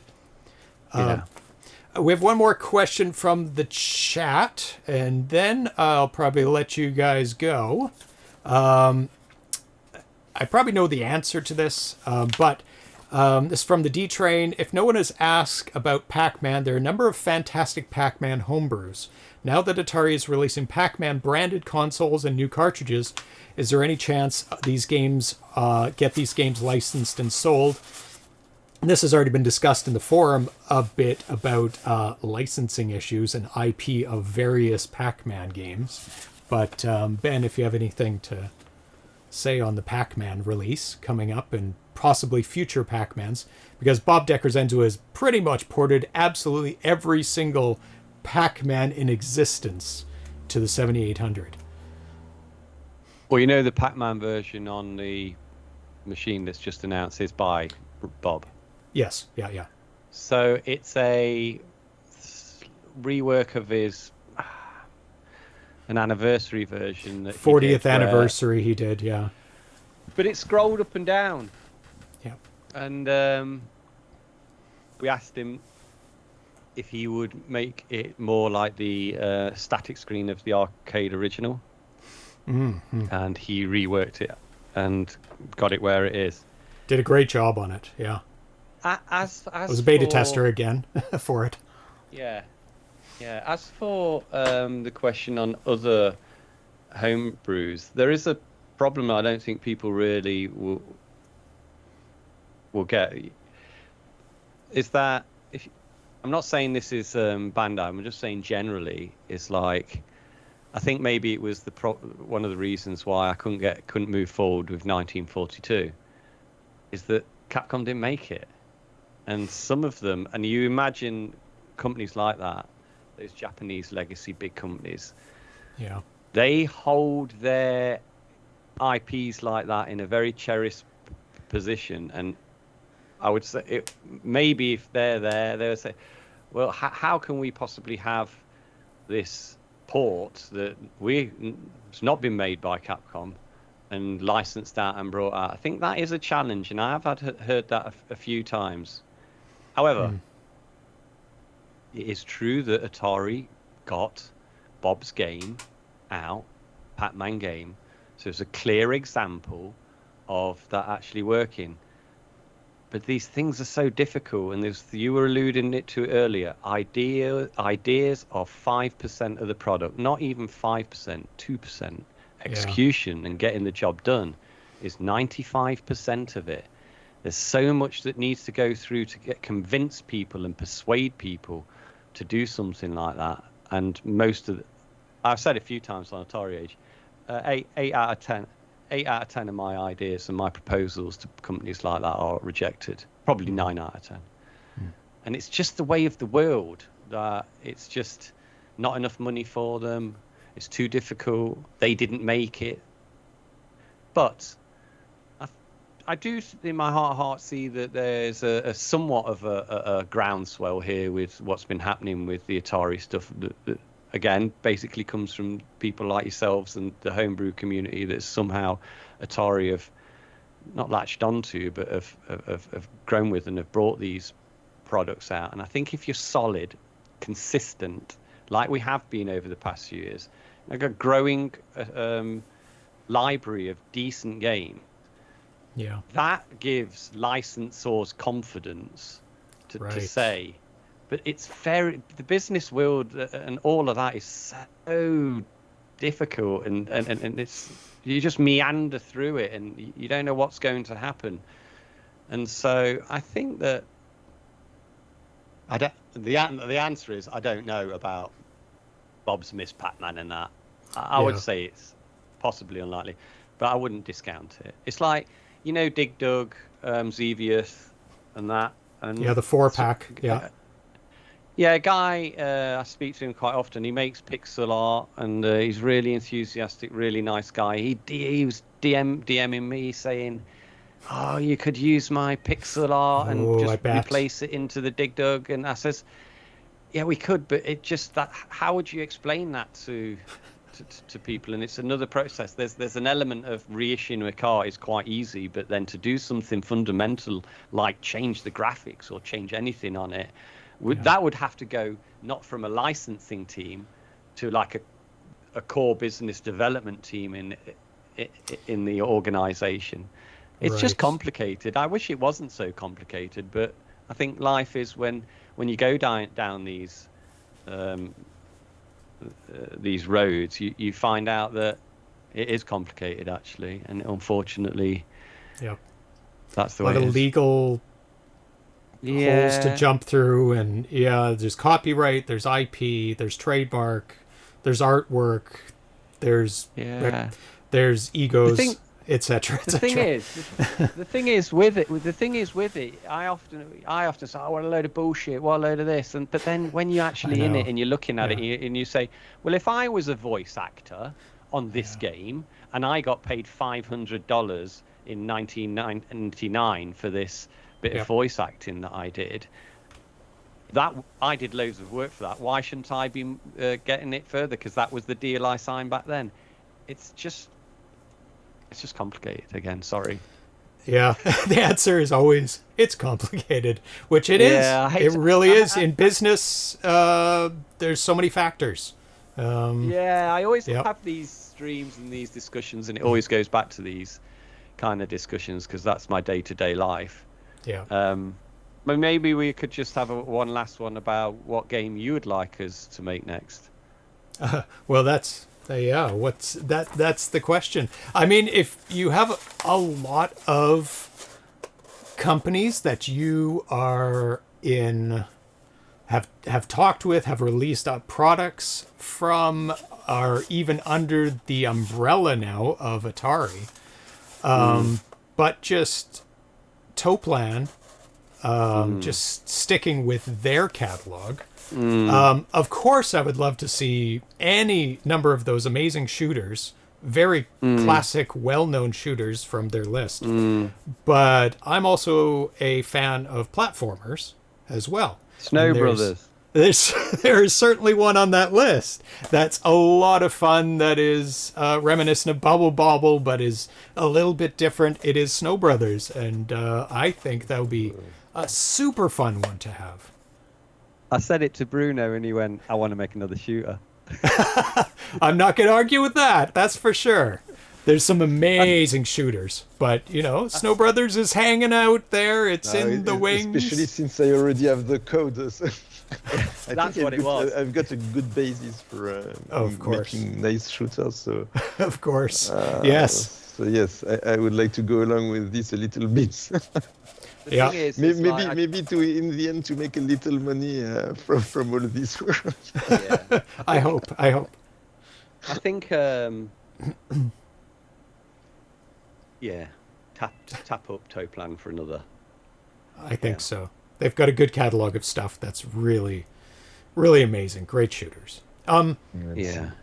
Is there anything that you want to talk about that's coming out that's exciting that you're working on, that you hope to work on? Is anything else you want to talk about before we let you go? Yeah. But like that you can talk about is the bigger question, of course. Yeah. I mean, we've had a great start. Bruno's been with me now for 6 months. Yeah. I just want to continue with Atari, continue with also do work with Retro Games Limited, and also work on other things as well. Yeah. I think the problem is I can't really say anything. I'd love to say that I'm going to revolutionize the world of retro gaming in the next 2 or 3 years, but awesome. Without having any meat on the bones, it's. Yeah. But I think I've said this before in interviews where I'm just so fortuitous to be in the position and that we're in at the minute, because my opinion is of video gaming. It's such a fascinating place, because I was born in 1978, which is the beginning of video gaming, and really the development of it was so fascinating for me to watch as a child and a teenager, and that going from really one of my first machines was a 2600 to go to 8-bit to go to then 16-bit where 2D was perfected, and it was my favorite era. 60 mine hertz too. in arcades, and then Gorgeous. to move on to the 32-bit era with 3D, and 64 with more 3D, and then started the video games industry started to, I think, come to the end of what it could possibly do in terms of photorealism, sound. When the PlayStation 3 was making Gran Turismo, we're making Tomb Raider games. It was everything. It was everything that I think that developers could imagine in this 3D space, that they could realize anything. And we've just seen such amazing things from PS3 to PS4 to PS5. But so no limitations anymore. No limitations. But there hasn't been limitations for two or three generations. Yeah. And what I say to people is that's quite interesting, because I look at, say, the film industry, music, and what's nice about those industries is the ability and the way that people will choose to listen to the Beatles, will choose to watch films from the 80s and 90s. And I think with the technological advancements and the breakneck speed of video games progress, there was never a look back. They were just always breaking barriers. But now I've found, I think, and you can see what we all do, that people now have the time to say, okay, I'm going to just play on 7800 or play on Super Nintendo and enjoy that catalog, because the progress, I'm sure progress will continue, but you know what I mean? I was playing Donkey Kong Bonanza with my son on Switch 2. Wonderful game, but it's not too dissimilar to Super Mario Odyssey, which is not too dissimilar to Super Mario Sunshine, which is not too dissimilar to Super Mario 64. All great. Yeah. But I think that's the interesting thing, and I was lucky enough to start with the first one, which was the 2600, and how blocky it was, but they managed to get enjoyable games even out of that, even in 1978 in assembly code. And so that's what excites me the most, is this ability and the maturity of this scene to now enjoy certain segments of time. And that's why Tiger-Heli was quite interesting, because there's a moment in time, the NES, the arcade, and people can experience that. And because these games are playable and enjoyable, then it gives me confidence that we're in the right place and that we can do it again. I mean, look at people who will read Lord of the Rings, and how long ago was that written? And people will read it today. So that's what I like to talk to people when we talk about retro games and where it's going. I don't really even like the name retro games. You don't say, you know, Beatles is retro music, really. It's just music of that specific period. Yeah. So I think that's where I'd like to end on, is that and if I can be a small part, and Bruno as well, and you yourself, James, of course, to highlight a particular segment in time and make those small advances and have a look back, then that's fantastic. Exactly. Yeah. A game is a game is a game, and if you get enjoyment out of it, that's the number one thing. You know, new games, you have to put in 300, 400 hours. There is plenty of room for these pick up and play for a half an hour, even 5-10 minutes. There's lots of room for these types of games. This is an excellent example. That's why you see mobile phone games actually do well, because it's a similar kind of... when I play these mobile phone games, I say, this is like an old 90s game, just with a bit of higher resolution. So, but it's all there. But anyway, I mean... the graphics, the sound... The graphics and sound fade away as you get into the game, and it's about pure gameplay. Tiger-Heli is an excellent example of distilled gameplay that's just fun to get into and play one more time, over and over again. We hope I see in the chat that people are talking about classic gaming, but I really like that expression. Classic. Avoid retro gaming and turn to classic gaming. Classic. Yeah, like classic rock. Yeah. And that's All right, James. That's really great. I hope to see you at PGRE. Yes. Keep up the good work. Well, thank you very much. And you guys keep... Go ahead. If me and Bruno make another game, I say chief tester number 1. I've got another chief tester, but 2 chief testers. Excellent. Always a pleasure to make these games a little bit better and find those wraparound loops through the screens and get rid of those bugs. It's always fun contributing in a small way to making these games awesome. And thank you to both of you for making Tiger-Heli available for all of us to enjoy. It's a masterpiece of a game, and the NES version will fade away into the sunset, because this is now the standard for home version of Tiger-Heli. Thank you, Bruno and Ben, for joining me today. I have one last question. Yes. I see you soon for our next duo with Ben. Yes. Looking forward to the next game.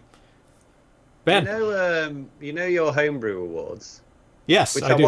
I've watched every year for the last 4 years. And it's an honor to honor all these amazing games. And Tiger-Heli, I bet it's going to be nominated. That's for sure. Well, I was going to wonder whether you'd count it as a homebrew game. It's a new game. It's a brand new game. It plays on a classic console, plays on the 7800 as well as 7800 Plus. It completely counts. I was going to say, if it wasn't in, I said it's not fair, James. Only 2 people worked on it. Well, and Maxime with the music. All right, okay. No, like the Dig Dug doesn't count, because that's the same as it came out back in the 80s. But Tiger-Heli's a brand new game for the 7800. That's the criteria. That's it. Don't worry, my award will be that people like it.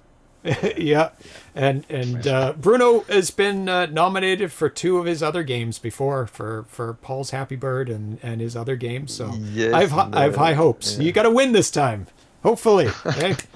We'll see. Okay, don't worry. Yeah. So thank you for joining us today, and it was an absolute pleasure talking with both of you. and I'm gonna jump back into the game and see if I can beat my high score. Okay. I will have to try to. Hey Ben, send me a cartridge. I still don't have one. Yeah, we all need cartridges. Get them in the mail. All right. Thanks, guys. Thanks so much. Talk to you soon. Bye-bye. Bye. Goodbye. Have a nice-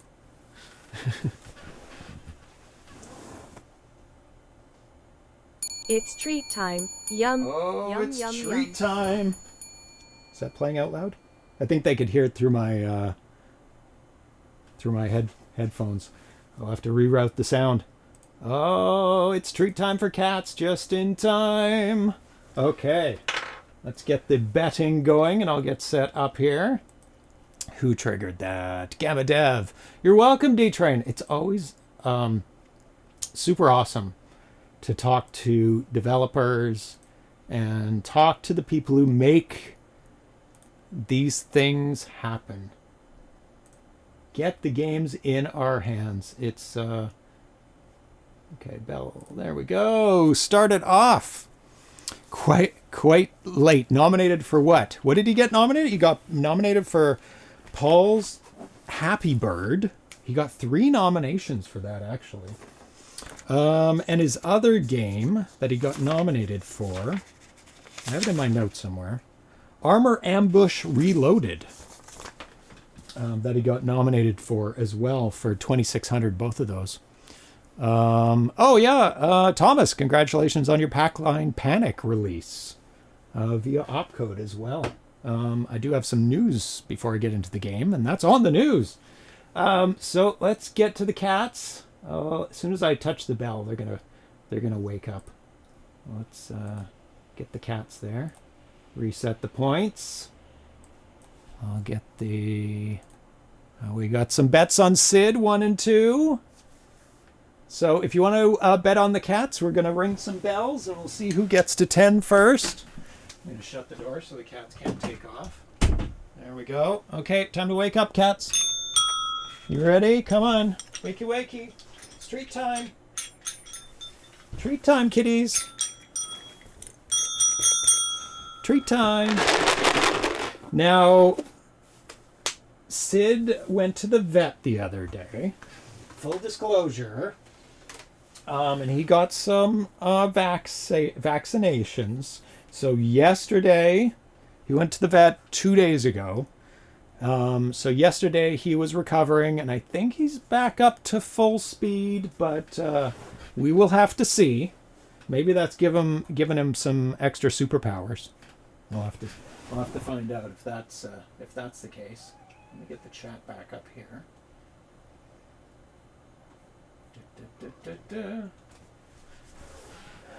Oh, Ivory Tower Collections. I meant to ask this. I didn't see in the manual, but when you get hit by enemy bullets and have super bombs, it'll drop automatically instead of taking the death. Yes, you have super bombs on the left and the right side, and if the bullet hits those super bombs, it'll automatically deploy. We did talk about that in the discussion.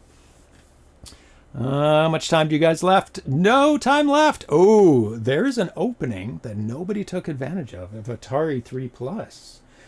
I mean, it's rare, but it could happen. Okay, cats.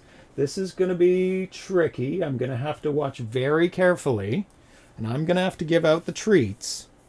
So this is going to be very challenging. Okay. Are you ready, cats? You are ready? Atari, wake up. Wake up. Baby, come on. Sid's going to destroy you. You got to get up. Come on. Come on. Okay. Come on. Okay. You ready? Atari? No, over here. Come on. Come on. Oh my god. Okay, this is going to be weird. Here we go. Go, kittens. Go. Ring the bells.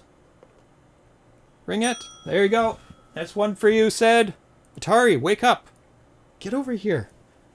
Oh my god. Whoever bet on SVID 3 Plus is probably going to win because Atari is not happening today. What is happening? Here, ring the bell. Come on over here. You got to get us. There you go. There we go. We got some points on the board. These cats are like lethargic sloths today. What is happening? There we go. This is a slow motion. Oh, that's Sid's third. Slow motion. Bell ringing today. Oh, did he get 4? Yes. Come on. There you go. 3 points for you. 5 points for you. There you go. Sid seems irritated. He's a little slow today. They're both a little slow. They went to the vet. They're not happy about it. There you go. There you go. This is more like feeding the cats than competition. But they like it too. Oh, Tar's catching up. Tar, you're at 6 points. He's like, I can wait till Sid's on the board. Then I can just devastate him. I'm that good. They saw the weather report. Uh-oh. I'll have to check the weather. Is it bad? Is it super hot? Atari is caught up again, but Sid's a little bit ahead of him. There you go. I have a 1 in 300,000 33,000 chance. Ooh. Doesn't look good. Oh, did you lay a bunch on Sid 3 plus? I don't know. No. Oh, you both got it. Okay. Yeah, you got it too. I have to do it one at a time. It's game point for Sid. Game point for Sid. He's looking at the bell and... Oh, Atari got it in just beforehand.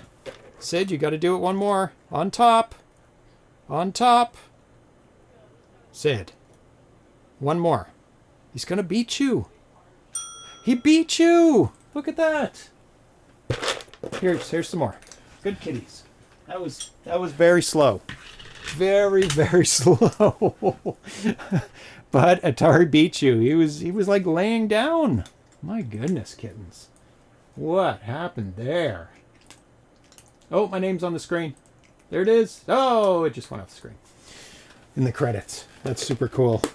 When I make it into the credits of a game. Okay, I'm going to wash my hands. You guys stare at the cats, and then I will give out the points.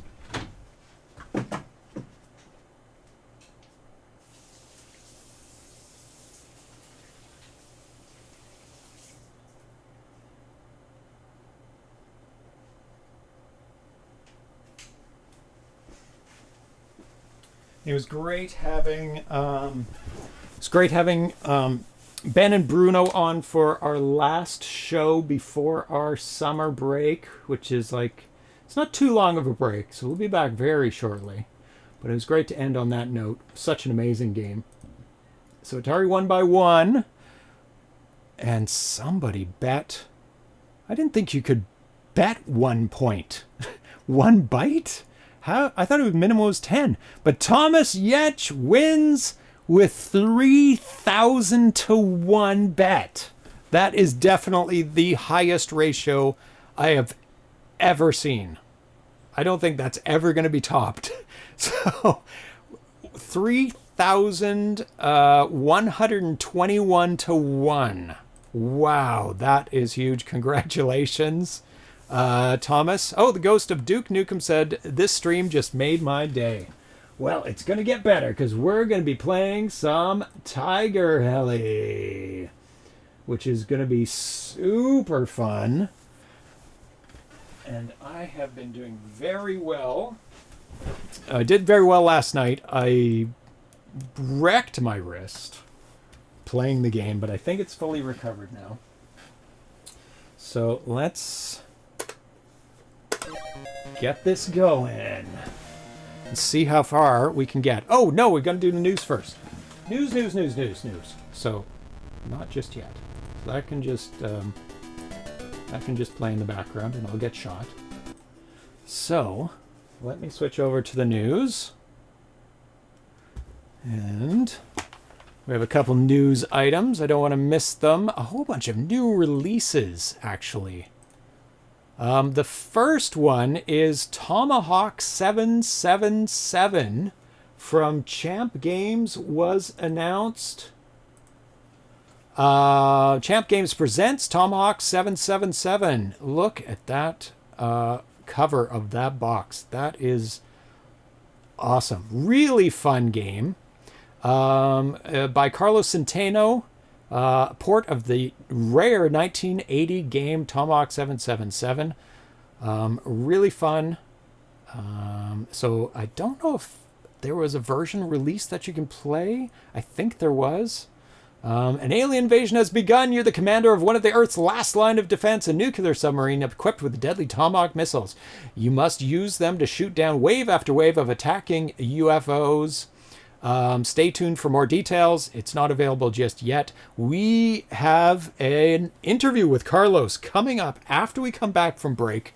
I think it's in September. It's not for this game. It's for a game that he hasn't even announced yet. And very, very interesting game. I've been beta testing it. Super, super fun. So you definitely want to be there for that. We're going to have the world exclusive reveal of the game, first play of it. I can't say what it is yet, but I think a lot of you might know what it is. Not what it is, but I think a lot of you might know the game. I can't say any more on it because I don't want to give it away, but stay tuned for that. But Tomahawk 777 is going to be coming out. And we talked about this next one a little bit in our discussion here. Pac-Man double feature by Bob DeCrescenzo. This is for the 7800. This is a version that has not been on cartridge before. The other versions that he's released have a scroll of the screen. This one fits everything on the screen. He's reformatted it. There we go. So the whole board fits on the screen. He's done an amazing job. I was a beta tester on this game. It's really, really good. And the interesting part is they've also included, or Bob's also recreated, the 2600 version of Pac-Man on the 7800. This isn't going to be played on the 2600. It's actually running through the 7800, recreated of the 2600 15 hertz Pac-Man. And he's done his best to make it exactly how it was before. Nuclear. It's nuclear. Did I say nuclear? Nuclear. That was a mistake because that's not how you say it. But Bob does great work on his Pac-Man games. His name is Pac-Man Plus in the Atari forum. So there you go. Experience the original video game romance began in 1982 when Atari brought Pac-Man to home consoles for the first time. So this is part of a bigger thing. I mean, I obviously concentrate on new games, but if we go, this is part of a bigger pack of this new version of the 2600 Plus. I don't know if they're calling it. Yeah, they're calling it the 2600 Plus Pac-Man Edition console and joystick. It comes with four different colored, or you can pick extra joysticks. Let me get that correct. To add on to it, you get the Pac-Man, and then there's the four ghosts. Is there links to the joysticks from here? There they are. There's the different colored ghosts, joysticks. Is it gonna? Do I have to click it? There we go. Oh, that's just the one joystick. Oh, you can get all four in one edition. Oh my goodness. 5 colors total. So you get the pink, red, yellow, blue, orange. They're also releasing a 4-pack of games as well. I think I can get to it here. Atari cartridges. There we go. There's the 4-pack of games. That's a new game. These are the original games, Xevious, Galaga, and Dig Dug, that came out on the 7800 back in the day. Very nice colors. You can get them as a 4-pack or individually. Let's see. But obviously my focus is on the Pac-Man. There's the box for them. Pac-Man double feature. It is a new version of the game. Okay, so that's that news item. And the next new release, is all happened within like a day or two, announced, is Thomas Jentzsch's Pac-Line Panic from opcode up to 8 players at once, milking the community. Don't have to buy it. But is this milking the community? No, it's a new game. It's Pac-Man Panic. It's Pac-Line Panic. It's Pac-Line times 8. Played with paddles and the Quad-Tari. If you want to get up to 8, you can just play it with one set of paddles, normally plugged in. Yeah, another insta-buy for our game nights. Yes, yes, yes. Being released by Opcode, who we're also going to be having an interview as soon as we get back from break. I don't know what the date is. August 8th, August 12th, somewhere in that range. We're still trying to figure out the best day for both of us to do that. Opcode says, I was planning to announce the game here today, but it looks like someone beat me to it. Thomas beat him to the punch. A big thank you for Thomas for allowing us to publish his fantastic creation. Pac-Line Panic is now the official first title in our metallic red box Atari 2600 series. One final note, it was brought to our attention. There's a oh, you don't need to read that. It was a pricing error. People are tracking these things very closely. I was thinking it's going to be the perfect Christmas present. Opcode with a November release. Do you think you'll be able to have it delivered in time for the holidays? Delivery questions, as always. I did not announce it first. In this forum, email went out from the Opcode for Opcode newsletter subscribers. I think that's where it was announced first. But Thomas, oh no, see, Super Samyon announced it first. Congrats on the Opcode. No, don't reply to him. So yeah, that's true. He didn't announce it first. Blame, oh no, Cesc Ramirez did, XEEX did, there we go, so you can blame XEEX. Ooh, an opcode release, this really deserves it, congrats Thomas, Thomas Yench, so there you go. So that's very cool, very fun game, super colorful, definitely party edition type game. For you and 8 of your closest cats. And a new release of the very detailed emulator Gopher 2600, big milestone, version 0.5. So he's halfway done, he says, in a post somewhere. I can't remember, but he said he's halfway done the emulator with all the functionality. So tons of updates. Changes since 0.41. Big update, actually. Mouse control inputs, automatic controller selection based on meta information, joystick emulation do not allow impossible positions. Left, right, and up, down are opposite positions and both can't be true. What if you have opened your joystick? What if you've made an alternate controller that presses up and down at the same time, or left and right, or all of them at the same time? I don't think there exists one. Improved superchip detection, Atari Vox enhancements, some bug fixes, some bots, some ARM updates, ELF updates, a whole bunch of updates. So download that, especially if you're a developer. It's got lots of things that you can look at and drill down into for troubleshooting, developing your game. It's really, really, really great. And now we're going to play Tiger-Heli by Plaion, Bruno Steux, Maxime Steux for POKEY music conversion, Ben Jones, executive producer, Rob Pace, and John Calcano, Atari Boy 2600 for packaging artwork. Let's get back into the game. I have 2600 and 7800 game pads with left-right mixed available. Not that I use that for any Easter eggs.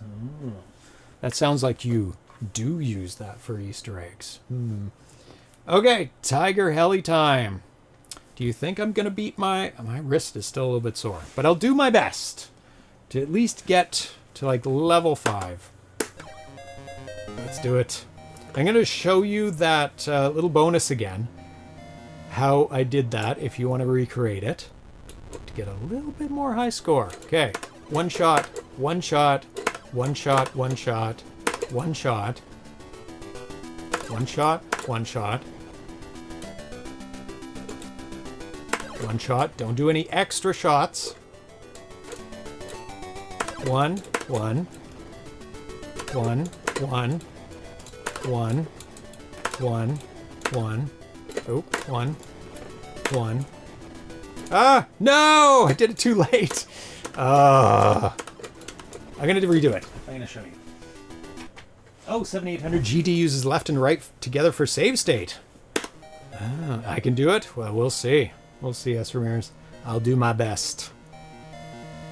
Now we know the bonus is on every stage. Yes, but how to do it? I guess you kind of recreate what I'm doing. I'm gonna try and do it on every stage. It, you have to hit the first X number of things that come on the screen without doing any extra shots. And the difficulty is not really in... Come on. There we go. There's the buggy. 10,000. Now I can go nuts. So there is auto fire in this game. But there's also... Oh my god. I'm going to miss that one. That's okay. Oh my god. Ignore that. I'm warming up. It does take a bit. So there is auto fire, but there's also manual auto fire that you can press the button a lot faster. So the secret of this game is to keep moving because they fire at where you are. And if you keep moving, they will fire past you. But of course, when... Ah, I knew it! Ignore my first couple games. They're gonna be bad. It took me, like, I think 5 or 6 games to get that high score last night as I got into the groove. So it's really about dodging things. I mean, I got 100,000 while doing the interview, which I was pretty impressed by, actually. And these little dots there, shoot them. You see in the top beside 1 up, and now it has a 1 beside it. Then when you get to 10, you get an extra life. That is super important. You want to make sure that you keep hitting all those things. And I like red, so that the... that's just bad business there. So as long as that's flashing, it doesn't matter when you hit it. You get an extra little bonus. Now I have 2. I'm on my way to an extra life. Not that it matters. I've been playing very poorly here. Yeah. And to time when they fire so you aren't in a spot that you can't get out of when they shoot at you. So part of it also is watching them when they fire. Because when you're really close to them, that is super deadly. I'm going to try and optimize that.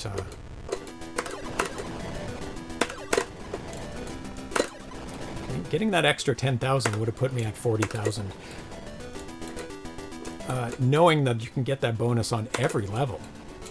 That is not bad. Because I made it up to level 6. So, that would have been an extra 60,000. Well, 50, because... Now we got lots of time for the car. Boom! 10,000. I didn't know that before. Ben told me about that before we did the show today. I was like, yeah, I'll show that off. I didn't know about that. I knew about that tower on the right-hand side. So another tactic is to kind of circle around them and lead their turret so that you're always past their turret. And also another hint is stay in the middle of the screen. Do not... Oh, God. Oh, what? Oh, and I lost a bomb at the same time. Oh, no, I got it back because I died. That was terrible. You can't let too many of these guys come on the screen. That's another thing you need to do. is to make sure you shoot them as soon as you can. Like, don't go after inanimate objects like I just did. Go after, except when they come from the bottom. Can't do much about that.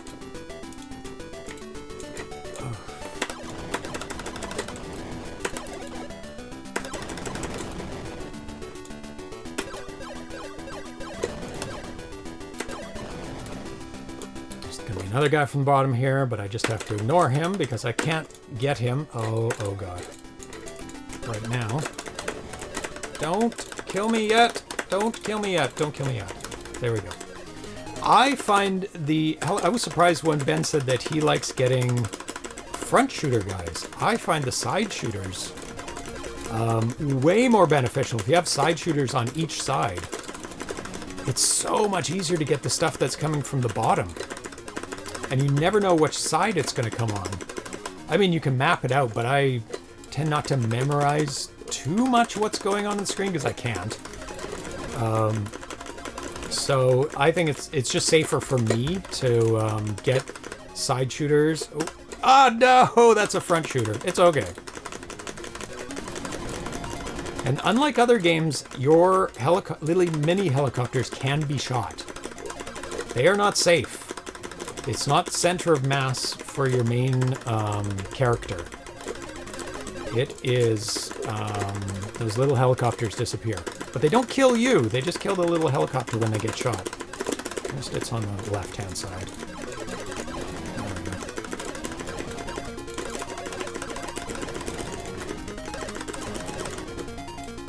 The music is absolutely wonderful in this game.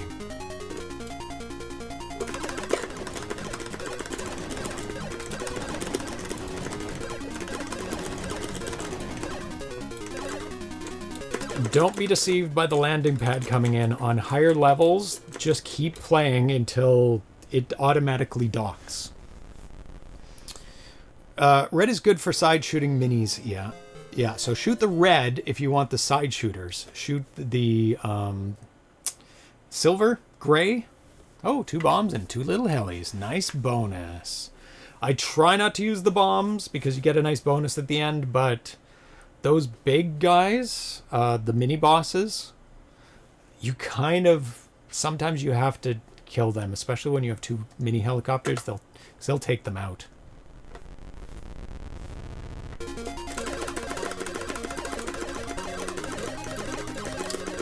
Now, to ITC's question there, or statement about the sound, I'm playing this on the 7800 GD, which is not going to be a possible. See, I need the side shooter for those guys. I'm gonna die. There we go. Now we have an opportunity to get in there. Oh! Whoa, whoa, whoa. So I don't know what the sound is from the POKEY chip that they're using on a 7800, but the 7800 GD is doing a great job with the sound. It sounds really good. I should, like, kill off one of my guys to get a side shooter, but there's nobody here to kill them at the moment, so I'll just have to deal with a front shooter.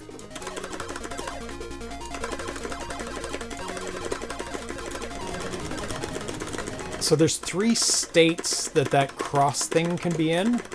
One is for front shooter, which is the silver. One is for side shooter, which is the red. And one is for extra bombs, which I should be shooting because I'd rather have extra bombs.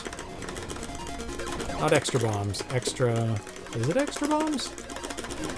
I forgot. Or maybe it's just silver and red it goes to. I think you just get bonus points when you're full of mini helicopters. See, the boats are still coming out. Oh no, I thought that was a platform for some reason.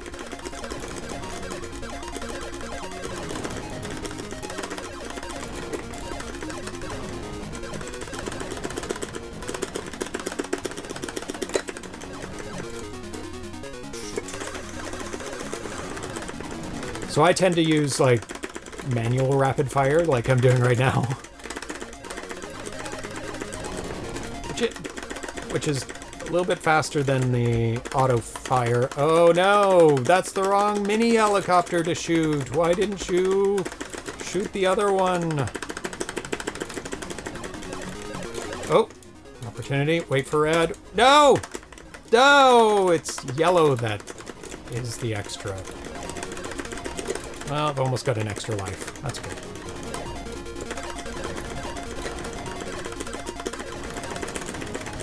Oh, red. Oh my god. Oh my god. No, red. Red. No. No. Well, I got rid of the helicopter I don't like. So that's good. I'm gonna die though. Oh my god. That was close. I lost that mini helicopter right away. Too many bullets. But I've got a bunch of lives, which is good. I need my mini helicopters. I think you get an opportunity to get 2 of them every stage. Which I have 0, so I won't get the bonus. Meh. In my opinion, it screams Xevious. It has a lot of Xevious kind of stuff, especially with the things on the ground. Built-in auto-fire is too slow. Well, you have the option of pressing the button a lot.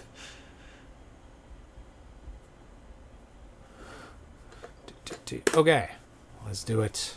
I need 1 more star to get an extra life. Oh, how did I get... I must have gotten the bonus from the score, the extra life from the score.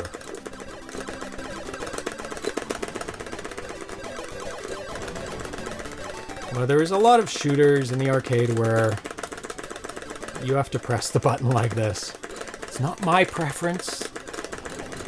I think if there's a way to fire this fast, then it might be better served that you don't wreck your hands. Okay, go back to red. Red, yeah. Clear out some enemies here. Do not rush for your helicopter. Oh my god. I didn't press that. Oh, did he shoot my bomb? Maybe I did press that. I was readjusting. And this is why you get side shooters. There we go. This part is challenging. The bullets tend to blend in quite a bit, I find. It makes it a little harder to see the bullets on this level. Oh, what was that? Oh, I got my bomb back. That's the first time I've done that. Oh no! Vacuum. There we go. Got a side shooter. Very happy. Very happy. This is one of the hardest parts I find. This might have been the thing that killed me on level 6. If this is the thing that is a level that's on level 6. I'm not sure. Oh my god. Oh, that saved me. I'll forgo the bonus.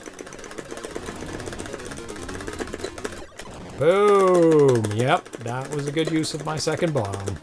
Sadly, I have none left, so... Oh, I couldn't go over anymore! My tiny helicopter! No... Oh, good, just in time. Come on, red. There we go. Thank you. Need another one now. Once you have both side shooters, you can go on a really good run for a while. Keeping both of them.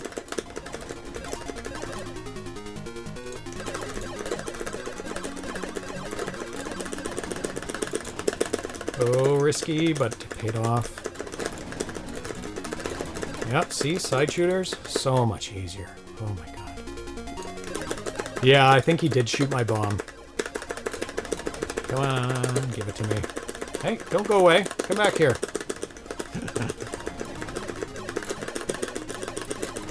Like I said in the interview, go for things immediately. Oh. Red, come on. Yes! Clear the screen. Then grab your helicopter. Now it's time to destroy.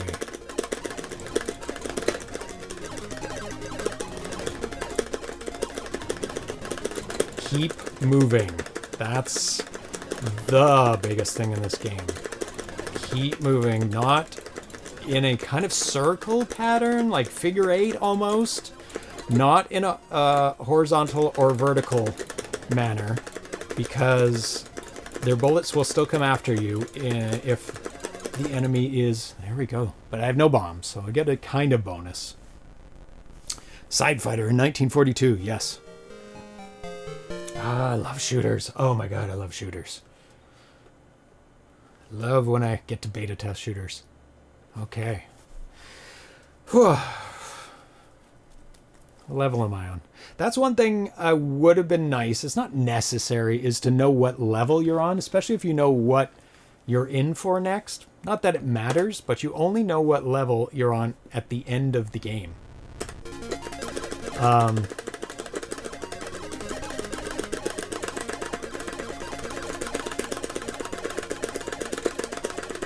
So I can't remember what level I'm on now. No idea. Oh, what was that? Oh, I got too close to the edge of the screen and something just popped out and shot me. Oh, good luck now to me. No helicopters. Hopefully I can build them up again. Soon. Yeah, stay... For example, stay in the center of the screen as much as you can. The sides are very dangerous. Some of the turrets will be aimed at you immediately as they come out, depending on how they were programmed. Now that I know... oh, come on. Oh, it's so dangerous. Oh my god. Oh my god. Oh my god. I'm too high up. I knew it. Well, at least I get another chance at maybe getting the side gun. I don't know where I am in the level. We'll see.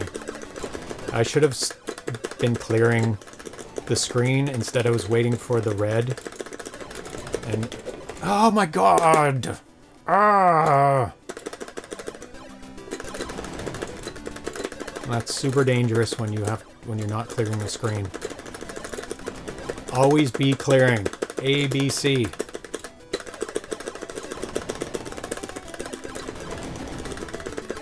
Especially here. Jeez. Just a line of enemies. Oh, just missed the red.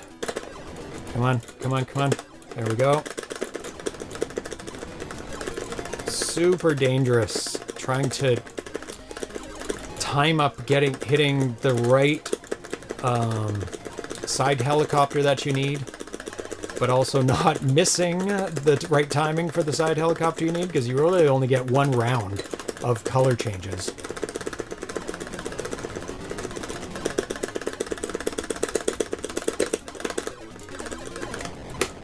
Oh my god, he was out of range of my bomb. The bomb doesn't clear the whole the whole screen. At least I'm smaller.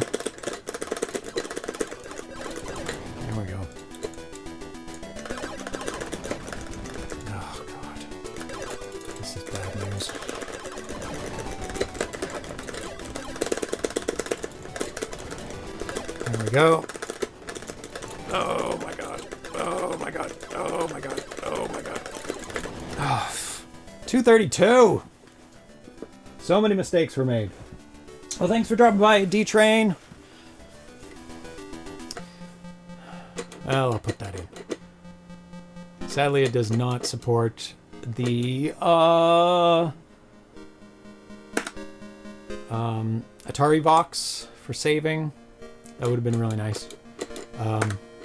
But if you have the 2600 plus, 7800 plus, it does. So you can take a screenshot. Okay, I'm going to play one more game. Oh, level 4, I didn't even look. It's 5 is level 2, 6 is level 3. That's correct. So it repeats 1, 2, 3, 4, 2, 3, 4, 2, 3, 4, 2, 3, 4. Forever. Not sure why they did that in the arcade, and not repeat level 1. So you think they'd want to reuse the graphics from level 1.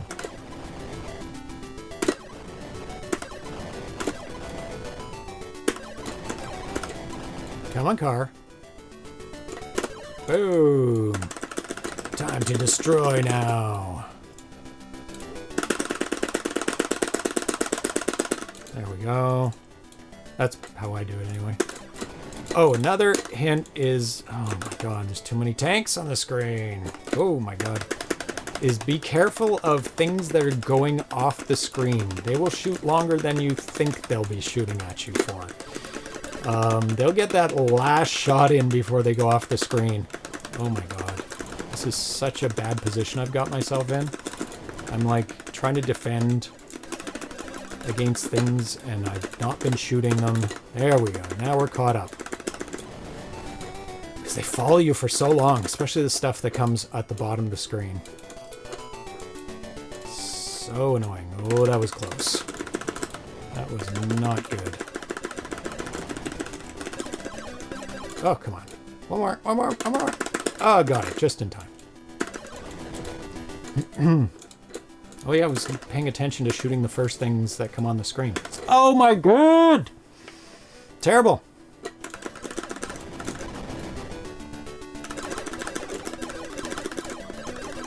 And level 2s at 2 and 3 and 4. Okay, remind myself. Try and get that extra bonus on level 2. Uh-oh, falling behind. Oh, why did I do that? Exactly the same.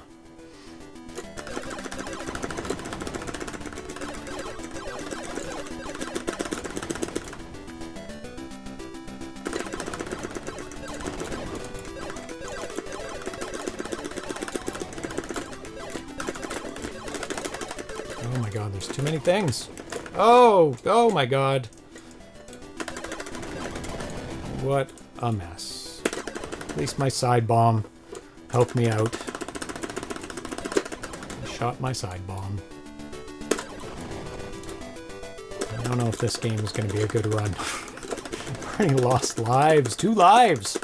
It's terrible.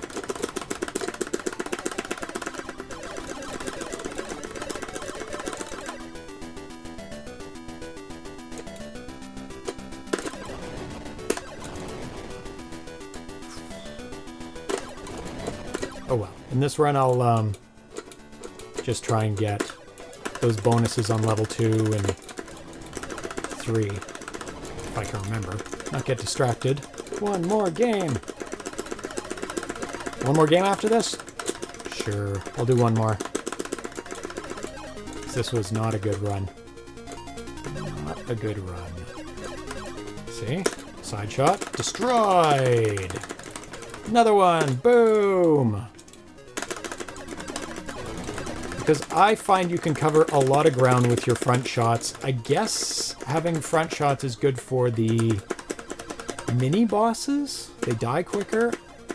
I don't know if more shots on them kill them quicker. Or it counts as one. That's a very good question. Like if you just graze them with like the one of your 4 bullets, is it less effective than shooting with all 4 bullets? Don't know. Cats have been very well behaved today. Maybe because it's so hot. Which is very good. Because I was really worried during the interview they're going to be like, treats, treats, destroyed the whole office.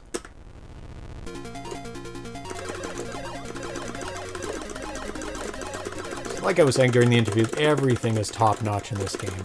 Absolutely everything. The movement, the sound, the gameplay, the graphics. Oh my god, these... Oh, terrible! How come I didn't shoot those? I was shooting continuously. Did I stop shooting for a second? I must have. See, I should have been able to take out those turrets. Oh my god, you guys.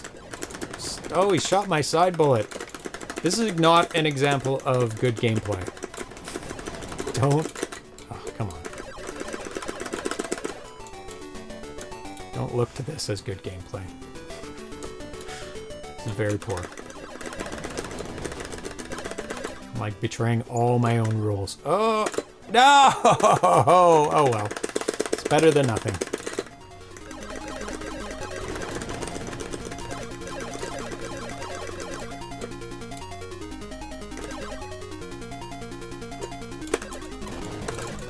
Trying to sneak it in, get a side Sidearm. I did not. Oh, I'm not gonna do it this time again. Come on. Come on. Come on. Come on. There we go. Let's just drop a bomb. This is gonna get hectic.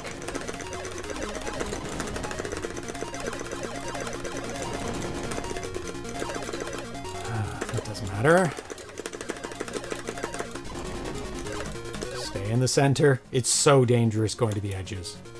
Like, unbelievably dangerous. Do not stick around the edges. If you have to go and kill somebody, just get out of there as soon as you can. I think that's where most of my deaths come in when I'm playing well, is that... What the hell hit me? Ugh, okay, we'll play one more. Instead it was teams that was the issue. Yeah, everything was streamed perfectly today. I swear I'm paying for unlimited time. Because I had to switch away from one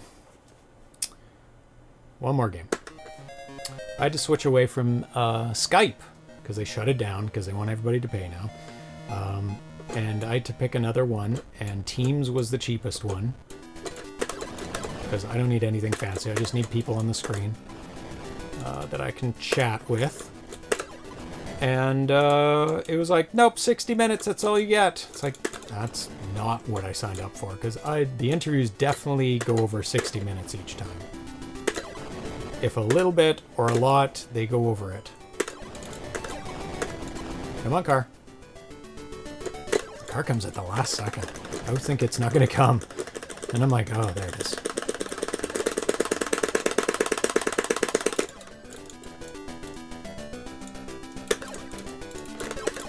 Oh, see? Getting that building sets me up for disaster here. Look at this barrage of bullets. Oh.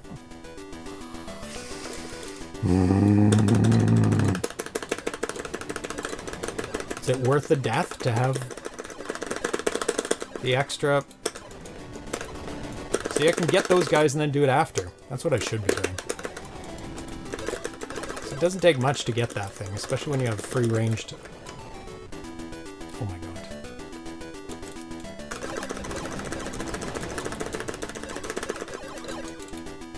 Shoot this dude. There. That's probably what I should be doing.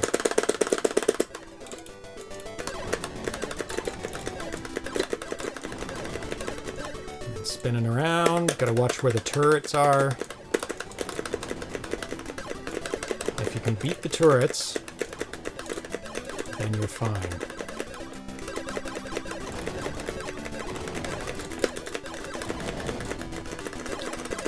They are not kidding. Level 1 is no joke in this game. It wants to eat your quarter.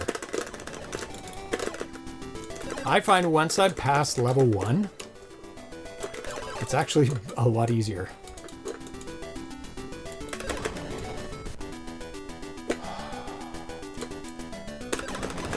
So they only go on 45-degree angles. So if their shot and their timing of the turret is perfect, they will get you. What a terrible run. I mean, I gave it my all last night practicing. So that's definitely a factor. It's also very hot in here. And of course, performance anxiety. But I do like to get my high scores while I'm streaming because there's definitive proof. Not that I couldn't record it, but... And I have to talk a little bit. Not a silent streamer. Welcome back, ITC.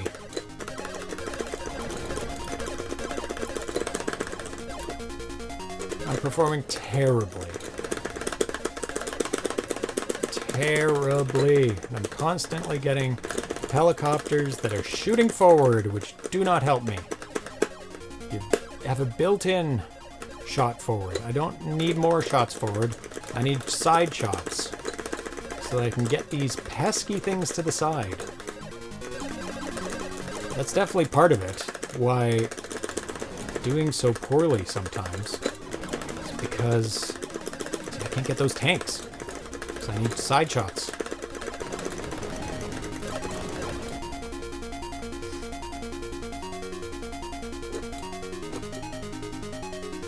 There's a nice break. You do get little breaks here and there. Okay, now I'm going to try and remember. We're almost at the end of level 1. Oh my god. That was so close. Big bonus. Playing this a lot. Probably time for a break. Yeah, this will be the last game. Okay, we're going to try and remember. 1 shot, 1 hit, on everything coming up. Then there should be some sort of bonus. Okay. Don't shoot till you see the whites of their eyes. Okay, ready? This might be tricky though. 1. See that guy there? It's gonna be tough. Nope, I'm gonna die. Nope. Nope. Nope. Nope. Okay, 1 more. That was terrible. A. Doesn't deserve. Yeah, it's too hard on that stage. I'll leave that to somebody else. Maybe stage 3 might be easier. Definitely a land one would be easier. It's easy on this one because things aren't coming from behind. And things that come from behind, you have to avoid their shot. Things build up. It's just brutal. Brutal. But it is a bonus. You don't have to get it.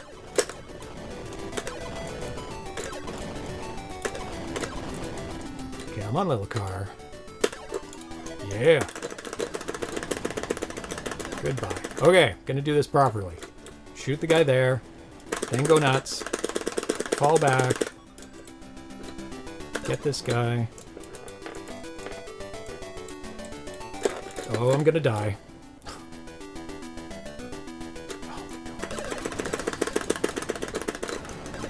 Too much in my head now about that part. There's so many tanks that come from behind on this level. It's just constant stream of tanks. And you can't get close to them. You die. I'm gonna die. No, don't go in there. Don't go in there. Oh, look at the ball. Level 1 is brutal. Level 1 is so hard. I have to play defensively. Oh my god. Does the bomb count as 1 shot? Good question. Maybe. Maybe. I'm just gonna die. Maybe bombs count as 0 shots. Ooh, that might be a good idea. I'm just gonna. That shot me, of course. Here, I can do a demonstration. Boom! It shot me in the side. That was cool. I've never done it intentionally before. Because usually you try and avoid them. 1 more. Whoa! Recall. That was interesting.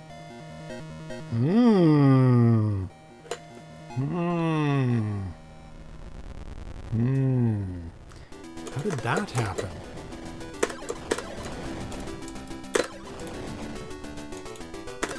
Looks like it was in the wrong mode? It didn't switch modes or something? Is that... I don't know. I don't know 7800 programming. Anybody in here know what that looks like? It looks like it was a graphics mode issue. Because everything was like strange colors and like the wrong amount of colors. Oh, yeah, it's too hot. I'm just exhausted, mentally exhausted from the interview. But I got a decent score, 232,000.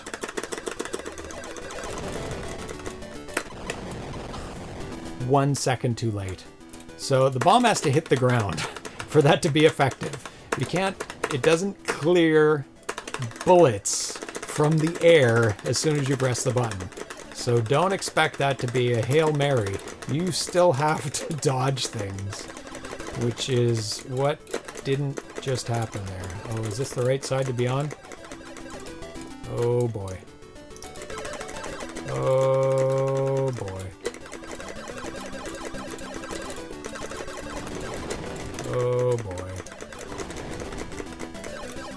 to dodge. Oh my god. That was crazy. That was very silly. I made it to stage 4 on your first try. Yeah. Yeah. Yeah, it's... I'm over the... over the graph curve, the hump of the... I'm in the 10th percentile of... See, it's this curve of playability, not playability, of skill. And it happens every time you play a game. It's like you start off, you're not so good, then you get really good, and then you play too long, and then you start getting bad. And that's where I'm sitting right now, is in the bad zone. And the bad zone is not where I want to be.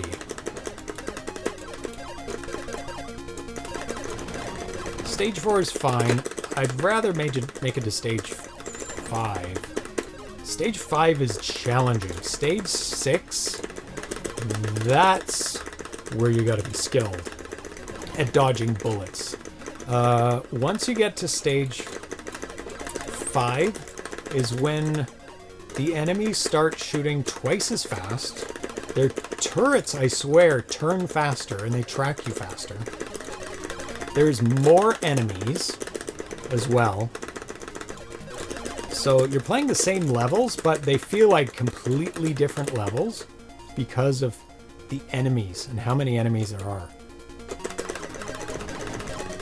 So it really is not tiresome of... It's like, oh, I'm playing this level again. It's like, no, this is not the same level. It is a completely different level.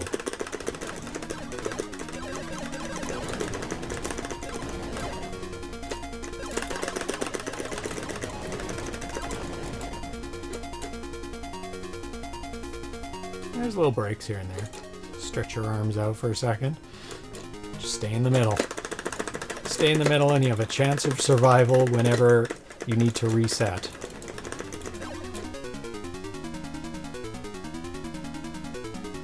Ugh, 1 life. It's terrible. 5, 6, 7 are 2, 3, 4. Yeah.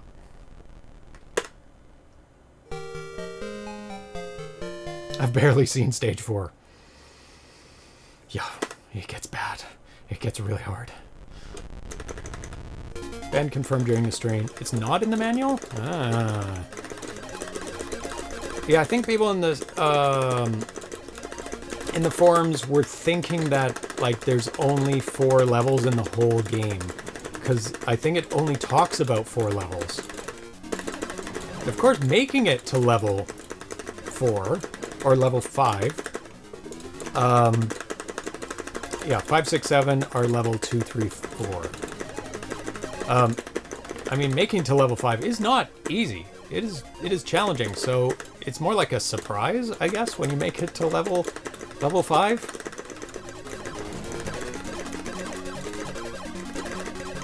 Yeah, doesn't do anything.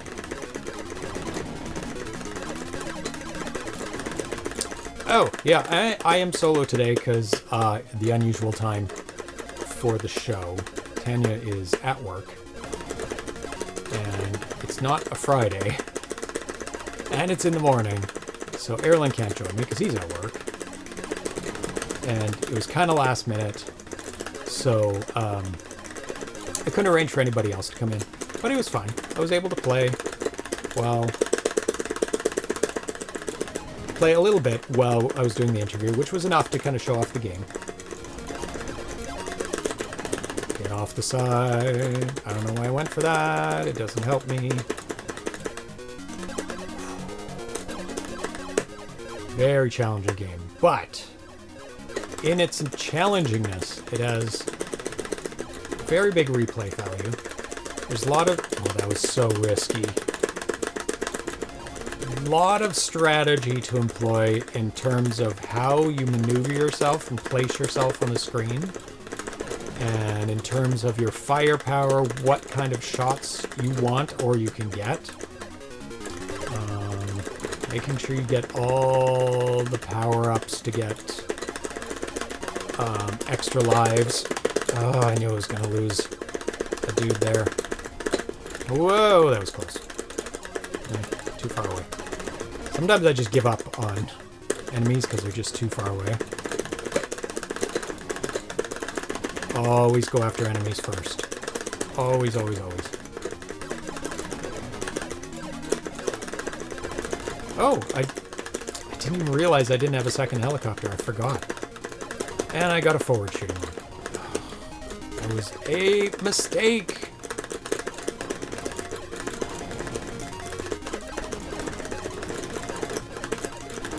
This is a bit of a hectic zone. Oh, God.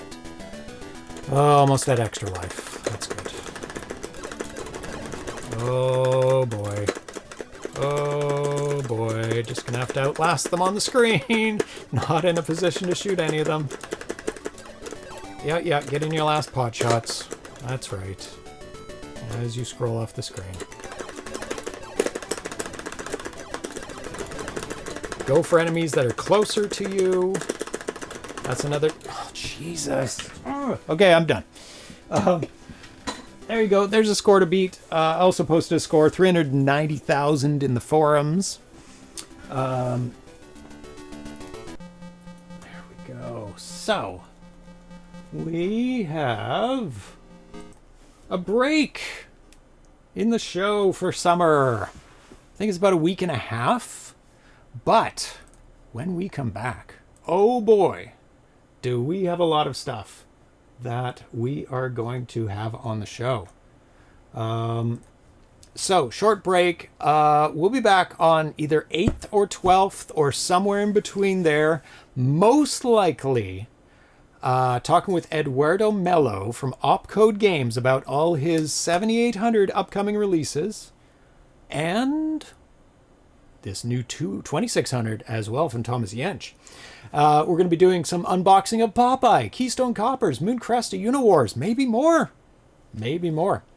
Also, we're going to be doing exclusive retail unboxing of Spider's Arcade from John Champeau from Champ Games and an interview with him as well.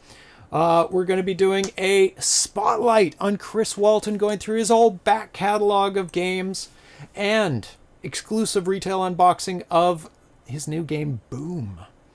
We're going to be having Atari Age Day, Day 1 and 2, because there's so many releases we need to go through, unbox them, talk to all the devs. Huge, huge, huge, huge. Also, September 27th, we have a live video interview with Carlos Centeno, an exclusive world premiere of his new game, to be announced. I know what it is. Do you know what it is? No, you don't. But you will find out. November, ABBUC contest entries. We'll be playing through those. Sometime this year, we will be having the exclusive world premiere of David Crane's new game, Rescue from Poseidon's Gate, as well as talking with Dan Kitchen and Gary Kitchen from Audacity Games. We've all seen the screenshots of that game. Oh my God, the detail in the graphics is unbelievable in that. We're also going to have the exclusive final version of Axercise. We're going to have the exclusive world premiere of Tony for the 2600 that's come over from the Atari 8-bit. We're going to have the exclusive world premiere of Cosmic Hero 2. We're going to have the exclusive final version of Xevious. We're going to have the final version of Mortal Kombat for the Jaguar, an interview with Chris Bryant. Oh, and also interview with Chris Walton at Xevious as well. Oh my God. The fall of 2025 is jam-packed. We've got PRGE coming up, live broadcast from PRG as well. Carlos has picked up some obscure coin-ops so far. Yeah, he digs deep when he goes for his games, that's for sure. Esmer says, great show, James. Thank you so much. I love arranging these shows and talking to these important developers and people involved in the community and highlighting the great work that they do. I think it's really important to dig deep and chat about the people who make the community great. It's awesome. Oh, BR Paul Cooks says they'll have something in there around PRGE. That's exciting. Is the thing you've been working on? A big RPG. It's looking good. Believe the manual says extra life at 20,000. 80,000 in every 80,000. Oh, 20,000 is easy to achieve. 80,000 is pretty easy to achieve. The next 80, it would be at 160, I guess. Reading out that long list alone makes you deserve your break. Yeah, I do need breaks now and then. We usually do a break in the summer, a short break in the winter, and then a short break after Atari Homebrew Awards, because that just drains me completely. Great all-around effort. It takes a village or community. Yeah, we usually refer to it as a community. It does take a community. All the developers, the distributors, the producers, the graphic artists, the musicians, the beta testers, and of course the people who play the games and talk about the games and keep this community alive. It's more vibrant than ever, with more distributors, high quality distributors than ever. We've got Atari Age, we've got Atari, we've got Opcode, we've got Champ Games. Oh my God, we've got so many great distributors that put out unbelievably high quality boxes, high quality games. It's absolutely amazing. I tell folks there's an Atari program that runs about 8 hours airtime a week, and it's shocking to everyone. It's shocking to me. 8 hours a week, sometimes. It's usually I try and do minimum 2. Sometimes it leaks up to 3. Sometimes it gets to almost 4. Today it's been 3. Yeah. Competition is good. It is. Variety is good. The ability to release different types of games is good. And the availability for developers to have so many choices or availabilities for putting out their games. And I mean, these packages that people are putting out, like Atari Age with like cloth maps for Penult. That's incredible. These shiny covers from Opcode Games, Champ Games with their special editions of every game with so many options built in with multiplayers and Quad-Tari support. Yeah, more publishers as well. A lot of publishers helping out with making sure all these pieces come together. It's really great, and so many great developers picking really good games, both ports and originals. I thought the ports have been done. Every port's been done, but they're diving deep and they're finding amazing things. It is quite the ecosystem. It is still small, but it is vibrant.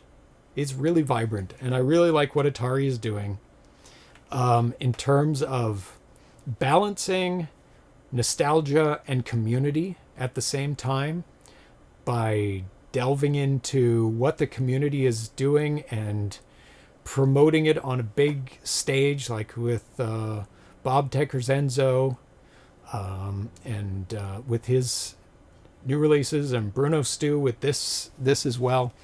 And you know, I was surprised, but also not surprised at the same time when I heard that Bruno Steux was tapped for Tiger-Heli, because I really knew him from Paul's Happy Bird. But when you look into the stuff that he's been doing with his development environment of CC7800 and look at his prototypes, they're astounding. They're absolutely amazing. Like, take a look at R-Type for the 7800. Obviously, these aren't going to come out unless there's licensing, because it's just difficult to do that, as was explained. But that's it for me for now. For a little while, we'll be back early August. It's going to be a very short break. It'll whiz by in no time. Let's see. You don't really take many breaks. Don't know how you do it. Well, there's so many games to play. That's the great thing. Like it's been a little quiet this summer, but I think there is a lot. Well, I know there is a lot of work behind the scenes, and you can see from the shows that are coming up. So there's like a big back catalog that's been waiting to be released. And Feed the Cats. They have 4 more hours till their main feed. But they got some treats. Thank you so much.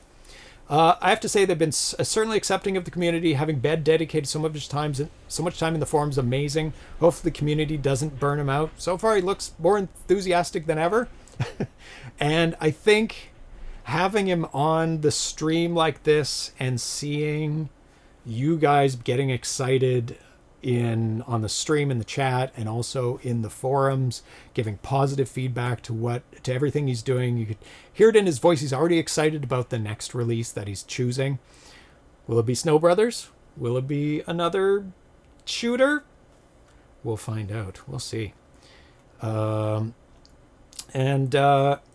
Yeah, we just hope that both Plaion and Atari keep listening to the community and engaging with the community earlier and earlier in the development of games, beta testing the games, really embracing the developers in the community, and giving them free rein, let's say, and to keep doing what they are already doing at their massively amazing high level of capabilities.